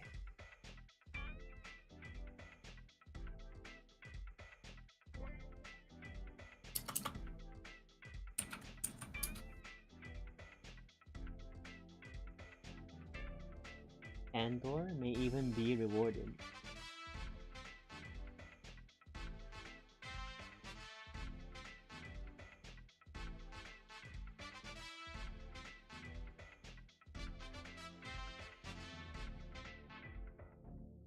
And the name of this is In Riesbiegen.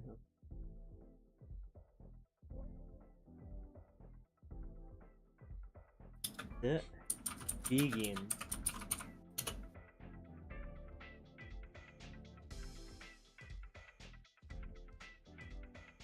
Let's cap the pen so the ink doesn't dry out.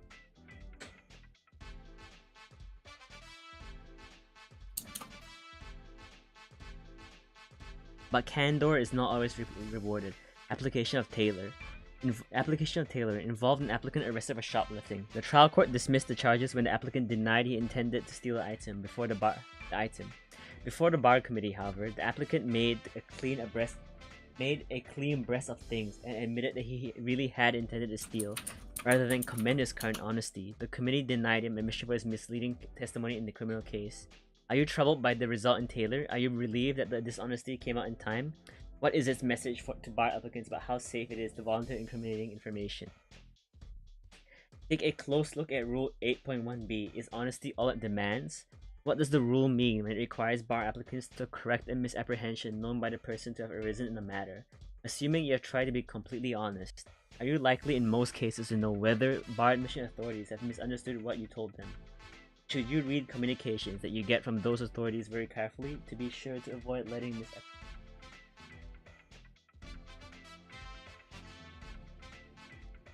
Okay, let's flip our page. We're running out of page. Hey, you gotta fold the book as well.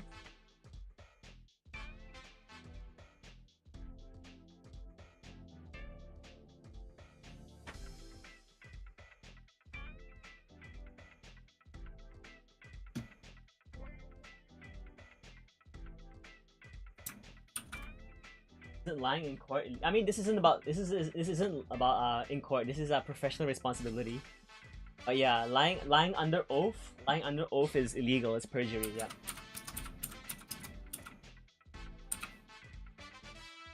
I hope I'm not wrong though, because I'm still a student and I probably would not know everything about it. You know.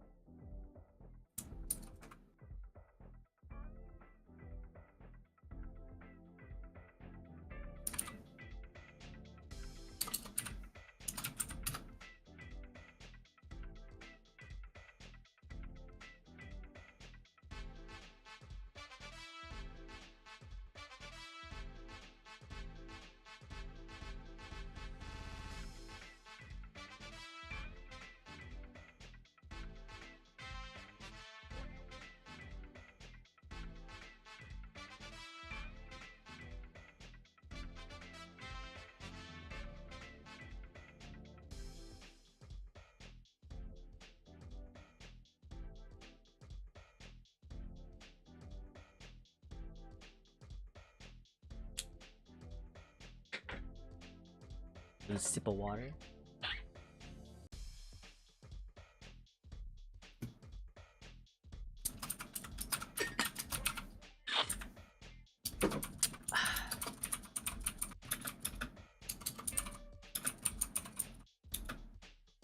Two. How much information should a state Supreme Court be able to obtain from a candidate for bar admission about his or her history of mental illness? Is mental illness a disability within the meaning of the Americans with Disabilities Act? Litigants have filed suits challenging questions about their mental health, and the Department of Justice, being concerned that fear of such inquiries may prevent law students from getting mental health assistance, has urged states to limit inquiry to specific, targeted questions about the applicant's behavior, conduct, or any current impairment of the application's ability to practice. Questions 26 and 27 in the Character and Fitness Questionnaire prepared by the National Conference of Bar Examiners have recently been amended to ask simply. Number 26. A.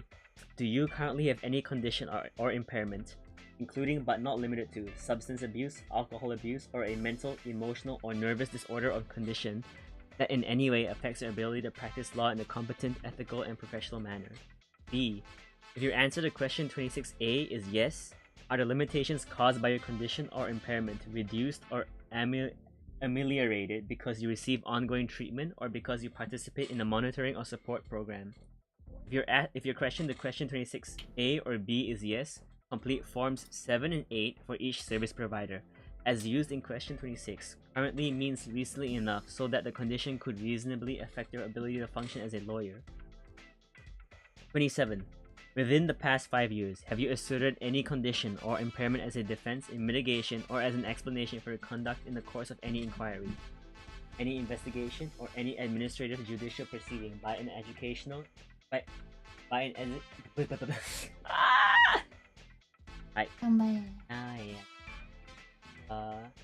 by an educational institute, government agency, professional organization, or licensing authority, or in connection with an employment, disciplinary, or termination procedure? You answered yes. Furnish a thorough explanation below. Are these questions inappropriate? Are these questions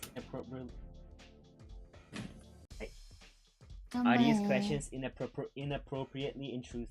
They inquire into information that bar admission authorities need to know. Will the need to answer these questions deter law students from getting mental health treatment that they need?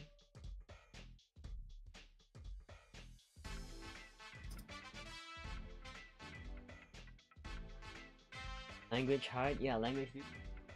My clock is ticking down, and I'm about to start a new section, so I'll tick down first. There you go. There you go.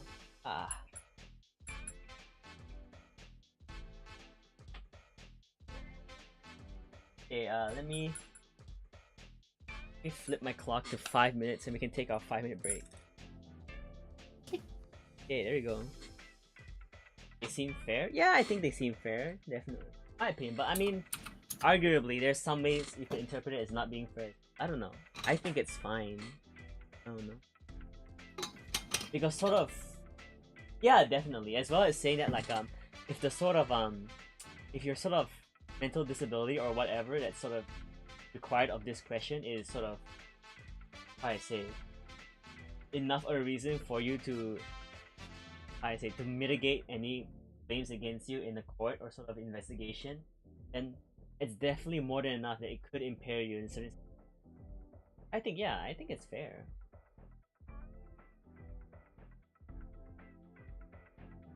How's everyone doing? How's everyone doing? Everyone's doing okay. I kind of want to eat some. I feel like. Food break. Sorry. Food break. Oh, I don't have any food. I can get a dime chop. After the stream, I might make some cool instant noodles. Roy, my gut. Oh. Thank you, appreciate it. Yeah, we'll get this done. I'll get this done later.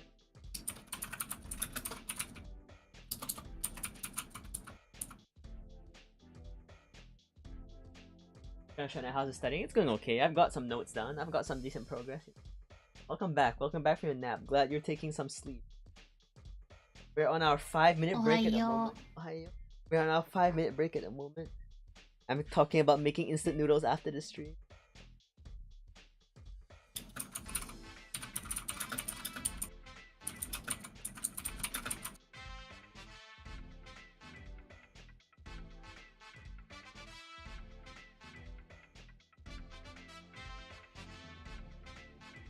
That privacy is important, but I mean, like, in this case, it's sort of saying that, like, oh, yeah. Because when you practice law, you're essentially affecting someone else's. Am I eat your what? No, Maggie. Curry Maggie. Yeah. I wanna make instant pizza because I don't have instant. Yeah, so basically what I'm saying is that, base homestead bread? Yeah. Pretty tasty. Basically, yeah, what I'm saying is that because law, the practice of law is going to affect someone else's life, it probably is quite important that you sort of disclose this. Exactly, yeah, you're putting someone else's life on the line somewhat, exactly. So I think that's very, very important. So extra or less MSG? I don't know, but it's... Have any instant noodles you like, Eureka? Mm, I like most of them. You hate most of them, just don't care. Like this. No, I like most of them. Oh, I see. I don't have like a preferred brand or anything. I really like the what's it called? I really like the spicy curry, the bulldog thing. Okay, I can't do the spicy Oh, you thing. can't. Okay. Maybe that's like my limitation. Unless you fuck up so hard, they sue you and get yeeted. But like, that's one of the bad things. It's one of the things that you get really scared of. Getting sued for malpractice is one of the worst situations you can be in as a lawyer. It's very, very scary. It's what You I've heard. just not lawyer your way out of. No. No. I mean, perhaps you could, but still, if the claim is large enough, there's also a chance you could just get death on, right? Like if you genuinely did a fuck up, then you're probably gonna get like punished, you know?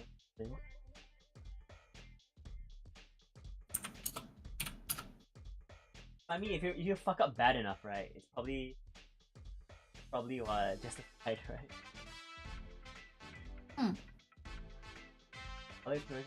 I mean, in practice, and so in practice, what's it called? Like, yeah, because like you said, in practice that seems to be a case, but also like, just because in practice that's the case doesn't mean that they shouldn't attempt to sort of have strict admission rules, right? You know what I mean? The flip side is public defenders are always really unfunded. Yeah, public defenders I think are always like what?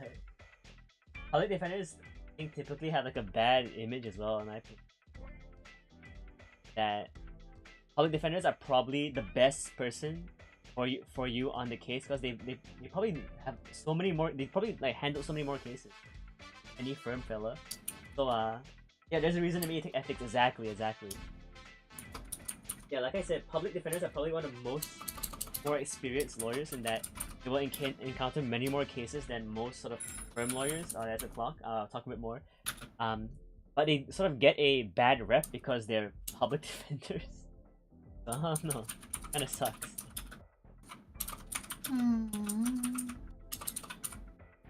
I hated taking ethics. Ethics is important. Yeah, but I'm basically a sociopath. In the end, there's no. I mean, of course, there's no simple answer on most of these things, but still, it's important to uphold the certain values of expected value. My opinion.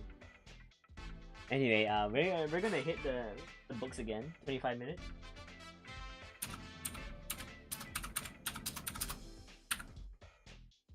Here's a cool clock. This is probably gonna be my last. 25 segment because we'll be hitting the sort of the loop, the end where I take the big break, and I think like taking a big break would stretch the stream a little too much, and I'm a bit fatigued as well, you know. You can probably tell by me fucking up my reading a lot more now. Yeah, probably end the stream after this 25-minute block. Anyway, let's get the clock going. Yo, let's hear this. There you go. And after this, yeah, maybe might get a protein shake. Protein. Would I start? Okay, here it is. 2. How much information should a state Supreme Court be able to obtain from a candidate for bar admission about his or her history of mental illness? Is mental illness a disability within the meaning of the American... Oh, I already read that, fuck! Already read that. Yeah. Gain shake, yeah. Milk tea flavor protein. Okay. 3. Would you favor a policy that grants only conditional admission to persons who have recently undergone treatment for chemical dependency or mental illness? In February 2008, the ABA House of Delegates approved a model rule for states using creating a system of conditional admission for persons whose rehabilitation or treatment is sufficiently recent that protection of the public requires monitoring of the applicant for a specified period. The rule only applies to persons with a chemical dependency, mental, or other illness that previously made that person unable to meet the functional requirements necessary to practice law. Having the option of conditional admission available would not preclude unconditional admission where rehabilitation was successful for a sustained period, nor will it preclude outright denial of admission if you were part of the bar admission process. What conditions would you impose on a lawyer? If you were a client, would you want to know that your lawyer was only conditionally admitted to the bar? Would letting clients know a lawyer's mental history be too great an invasion of the lawyer's right to privacy? Whether or not to require disclosure proved so controversial that the ABA House of Delegates voted to leave the issue of disclosure up to each. Okay. If you are Smith's lawyer or just his friend who happens to be a lawyer, what are your own obligations to the bar admissions authorities in connection with Smith's bar application? Nice.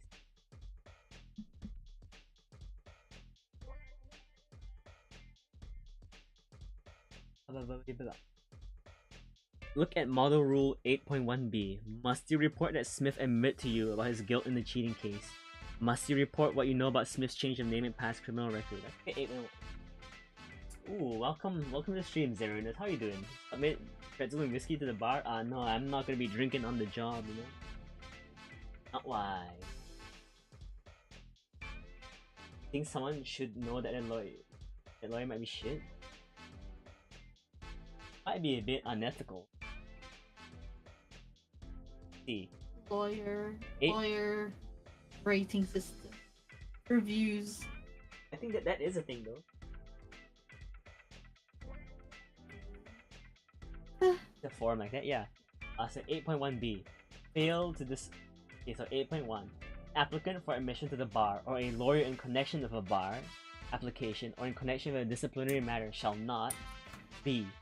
Fail to disclose a fact necessary to correct a misapprehension known by the person to have arisen in the matter or knowingly fail to respond to a lawful demand for information from admissions or disciplinary authority, except that this rule does not require disclosure of information otherwise protected by Rule 0.16. And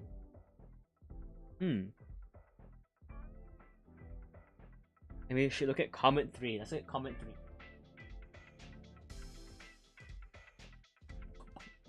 A lawyer representing an applicant for admission to the bar or representing a lawyer who is the subject of a disciplinary inquiry is governed by the rules applicable to the client-lawyer relationship, including Rule 1.6 and in some cases 3.3.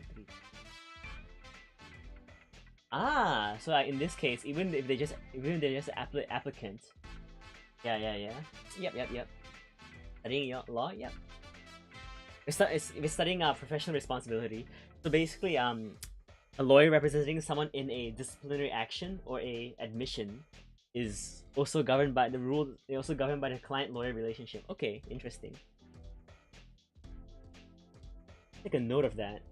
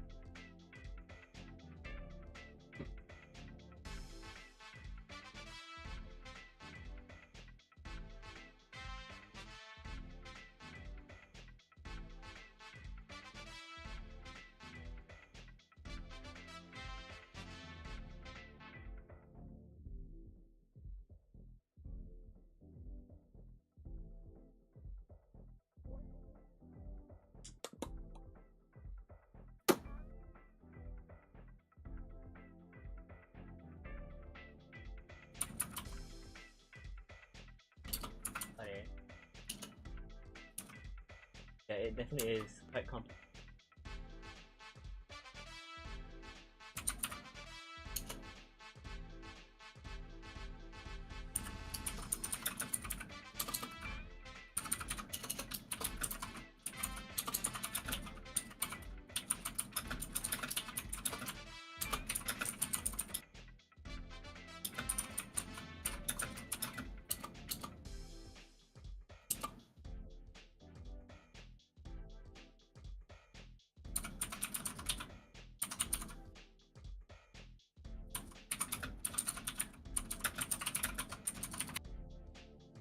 Ooh, I know what I'm gonna eat after. I'm gonna toast up an English muffin and put some Vegemite on it.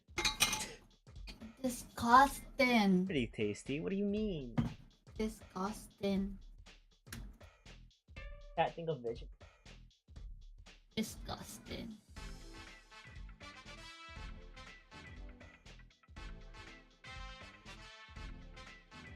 Disgusting.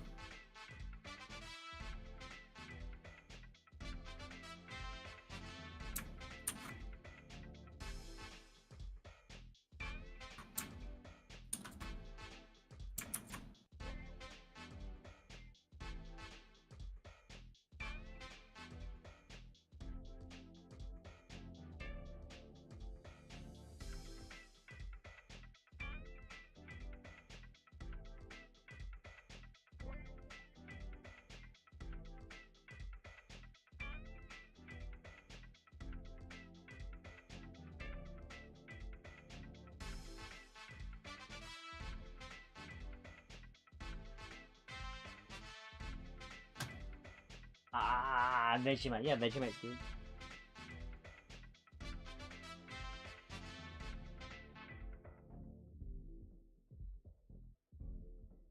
B.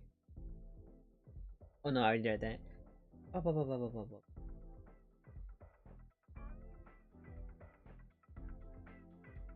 At model, okay, we read that. C. What obligation should law schools and individual professors have in making reports to bar admission authorities if they fail to be candid? Might that damage future clients? Absolute immunity would encourage law school personnel to be candid, but would it also encourage them to make uninformed or idiosyncratic comments? Idiosyncratic, what does that mean? I actually do not know. Idiosyncratic. Related to idiosyncrasy, peculiar or individual. Peculiar, individual or peculiar, I guess. A mode of behavior or way of thought peculiar to an individual, of medicine, an abnormal physical reaction by an individual to a food or drug.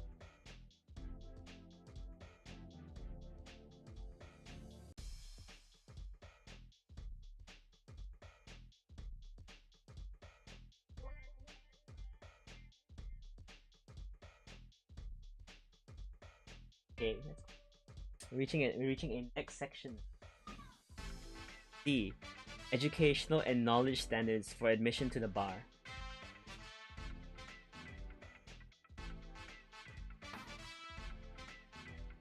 R.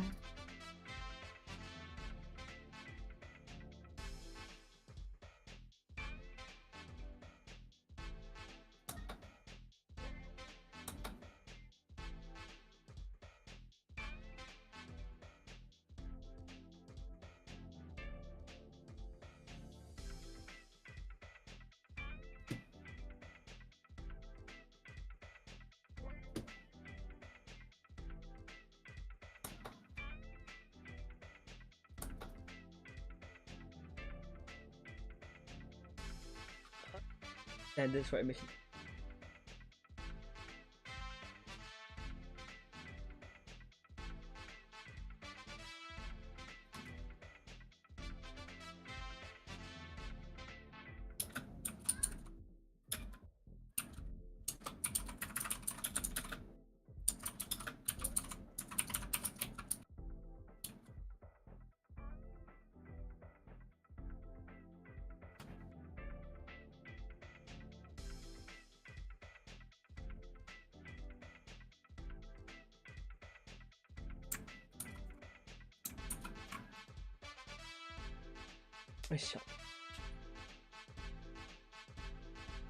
A. Abraham Lincoln never went to law school. Like many 19th century lawyers, he learned what he needed to know from books and from working in a law office.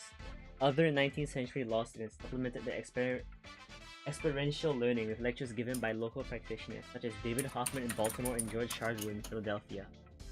Both seen as among the definers of modern legal ethics. Even early university law schools, such as those at Harvard and Yale, use practitioner lecturers to teach most of them. Today, it is rare to find a lawyer who has not attended law school. Indeed, one common requirement for bar admission is graduation from a law school accredited by the American Bar Association.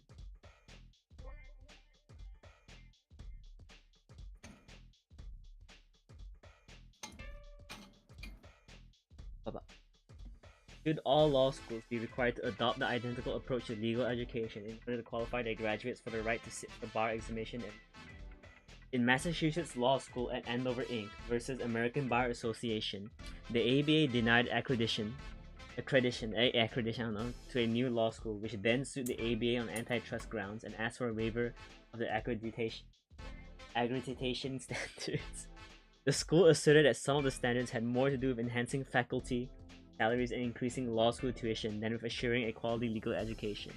The school proposed to offer a less expensive educational program, but because its students could not take the bar exam in most states, it alleged that the ABA accreditation standards significantly damaged its ability to attract students.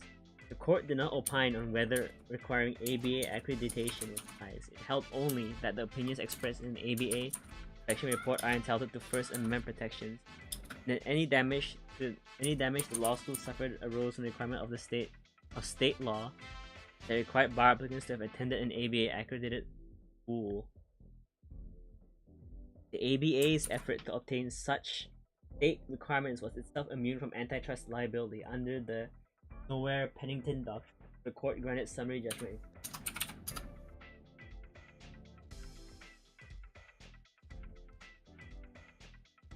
In Reed Brooks, involved a requirement that a bar applicant graduate from a law school providing education that is the substantial one provided by ABA approved law school. The applicant graduated from the Nashville School of Law in Tennessee, and the Kentucky bar selected to that school to determine what kind of education it provided. The Kentucky court found no full-time faculty at Nashville and no seminars or small class experience. The library was small and it did not have an adequate reader facility which would permit students to do legal research. This was not the substantial equivalent of a legal education in Kentucky. Dissenting Justice Graves had little good to say about the ABA accreditation, that none of the court's criticisms of this law school addressed whether the applicants learned enough to be a good lawyer.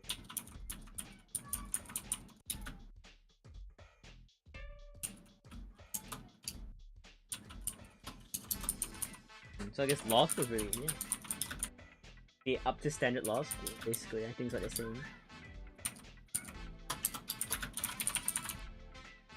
As the increased variety of settings in which people deliver legal services rendered the idea of a common form and length of legal education obsolete, would it make sense to license some individuals to provide certain specialized legal services, only 2 years training? For example, see e.g. Washington Limited Practice Rule for Limited Licensed Legal Technicians, Washington Supreme Court Order.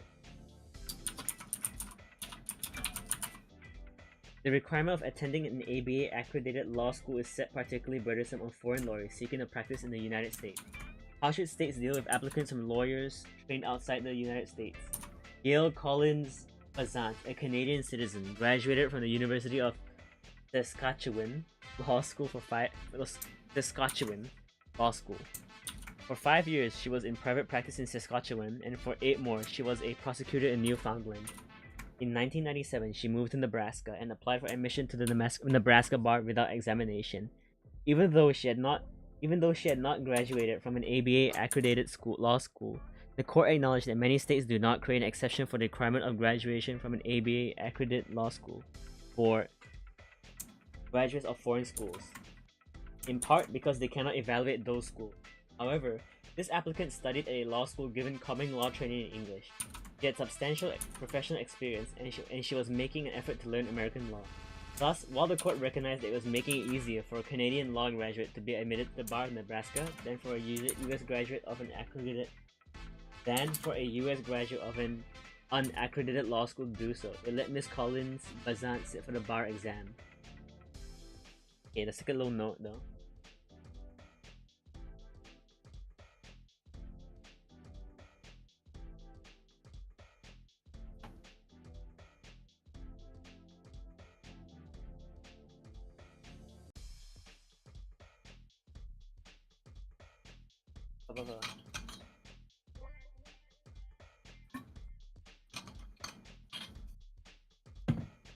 ABA.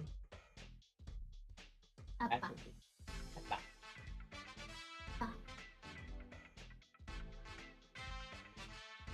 So what's that band? ABBA? You know ABBA? Yeah. Hey, funny. How's that movie? Mamma Mia? Yeah. Cool, right? Yeah. They made a fucking remake of that. Really? They did. Maybe it was like a different thing.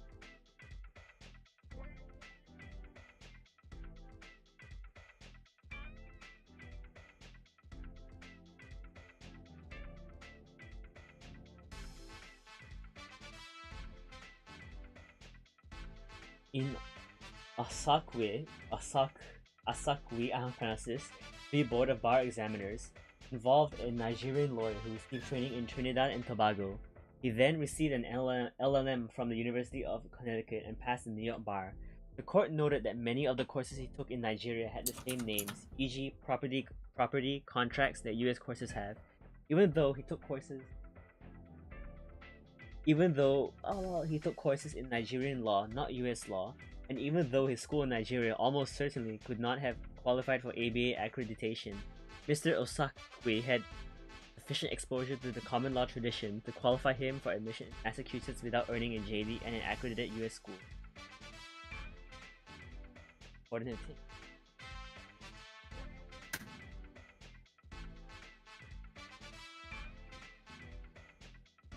Enough?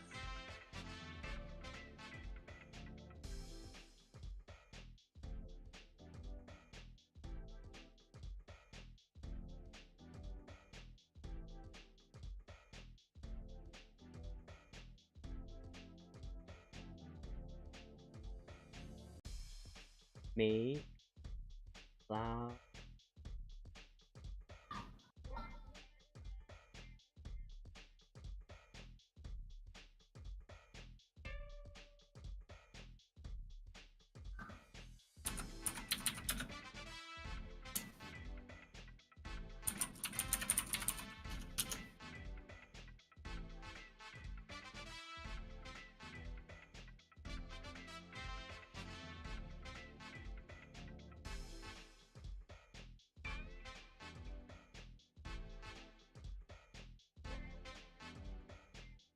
And we put in the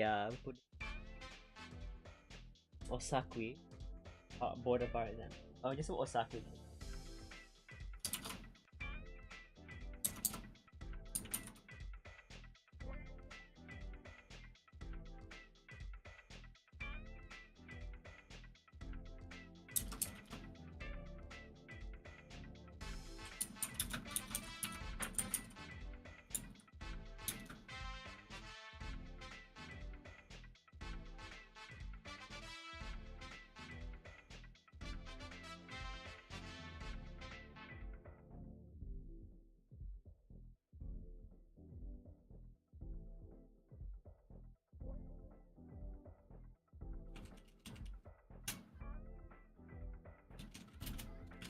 In re-application of Sing is interesting and potentially problematic in our multicultural society. The Ohio Supreme Court denied Singh's bar application based on his deficiencies in speaking and writing English and comprehending the speech and writing of others. Singh was born and educated in India and practiced law there before coming to the United States. In the course of the board's hearing, Singh had trouble understanding the questions posed and articulating his replies. This language barrier was also reflected in contradictory answers on his bar application, indicating a lack of understanding of the question. The court reasoned that the concept of fitness to practice law is not limited to the application's moral fitness, because communication skills are essential to the practice of law. The court said that Mr. Singh should study English and refile his application in 18 months. Jesus, 18. I guess that's...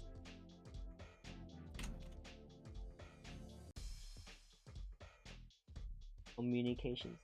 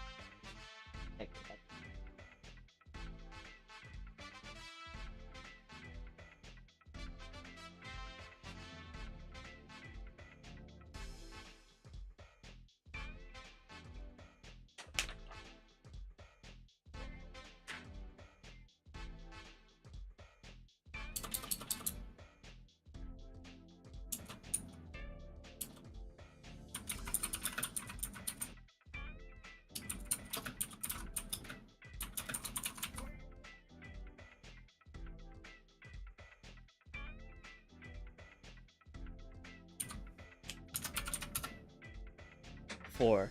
The principal requirement for successful admission to the bar in most states is passage of a bar examination. Why should applicants be required to pass another examination after they have already received a 3-year legal education in an accredited school? What should the bar examine? Is the law really so different from state to state that each should use a different test?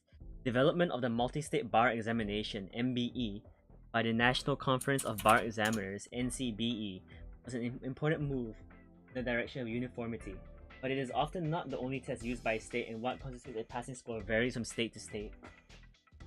B. California has long worked on what it calls a performance test to supplement traditional bar exams. The NCBE has now developed a National Multi-State Performance (MPT) to test fundamental lawyering skills in a realistic situation.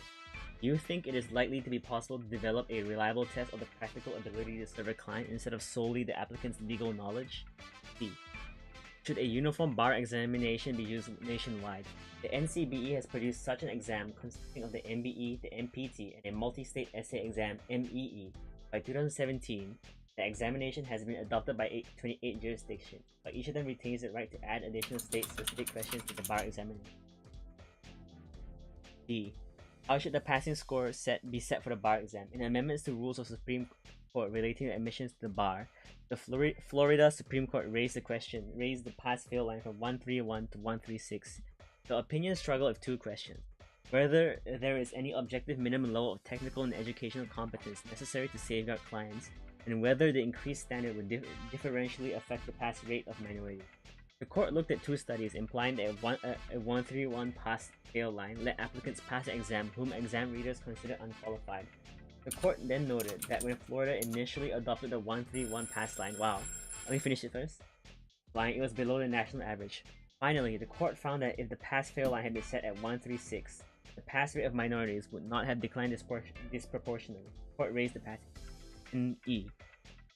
Should an applicant have an unlimited number of chances to take the bar examination? Failure to provide such opportunities unfair to individuals or groups. Jones v. Board of Commissioners upheld the limit of 5 times to take the bar, but there is a thoughtful dissent. There we go. That's the last one. That's the last 25 minutes. That's 4.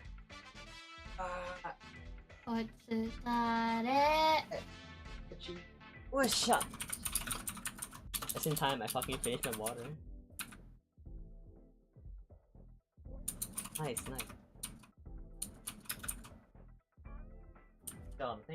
Thanks. How's everyone doing? Thank you. Hope everyone's doing fine. Pacha. Tasukaru. Hi.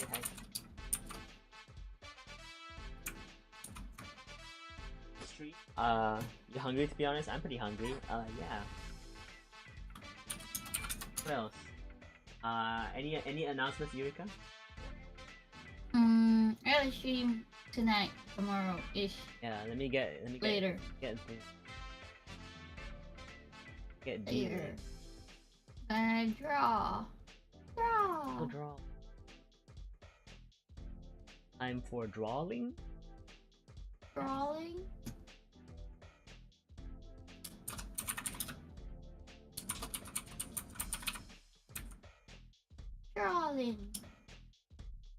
And on Tuesday I guess for some people, but Wednesday for me, we gonna have a biped collab. That's round 2 of that. Yeah, it's gonna be very fun. We're gonna what's it called? We're gonna combine our single brain cell, divide it by 0 as well. It's gonna be real good, I think. Anyway, thanks everyone for staying with this boring stream. It does help me study. It'll help me feel less nervous about fucking exams as well, so I'm thankful for that. I hope everyone had a productive evening, morning, night, whatever you got, afternoon. I don't know when afternoon is. Biped stream fun? Yeah, biped's pretty fun. I like it. The mini games that are really reliant on ping though are a bad design choice. Very bad design choice. I don't know why they thought that was a good idea. That's a bad design choice, but you know, beggars can't be choosers, right? I hope they fix it. No, how would they fix it? I don't know. Yeah. motivate you to study by sheer peer pressure. It was then you got work done. Nice vibe, yeah. Was interesting to see here how they write this stuff. Anyway, yeah. Thanks for coming. I might. King is king, yeah. Nice. It was a pretty nice stream. Thanks. I might have another one of these this week, depending on how I feel. Either that, or I'll just do these by Gorilla. If I feel like studying more. I don't know. I kind of want to experiment with formats. You know, I actually in my journal, I actually have I actually wrote a list of topics to talk about on stream, just in case I had time to talk. But it seems like the 5-minute breaks are very short, and it seems that most people want to talk about the content as well. Thanks for the stream. No worries, educational stuff. I wouldn't call this too educational. It's mainly for me, to be honest. I'm glad people found it a bit entertaining though, in the least. I don't know. Otsu, yeah, Otsu, Alejandro. Thanks. I don't know. I thought like I had topics down to talk about in case the 5-minute breaks. But it seems that a lot of people like to talk about the content, which is cool. I feel like Gorilla is good for motivation, but how do people want to catch it? Yeah, because ideally I kind of want to study every day, but it's gonna be very, very hard, in my opinion, to study on stream every day. I don't know. That's just how I think. How my brain feels. Isn't content? I think it's interesting. I mean, whatever you study, if you study something, you're gonna genuinely find it interesting. I don't know. Yeah, I had fun. Hope everyone had fun. Eureka has a stream later tomorrow, soon. We have a collab soon. This week I'll have one more stream probably. We'll see. A test cramming? Yeah, I don't know about test cramming, but I just like to get a little revision done. You know, just go over stuff. Good. Anyway, thanks for coming. Until next time, fellas. Oh, where the fuck is my thingy? Here it is. Until next time, fellas. Zwy bye. Bye bye!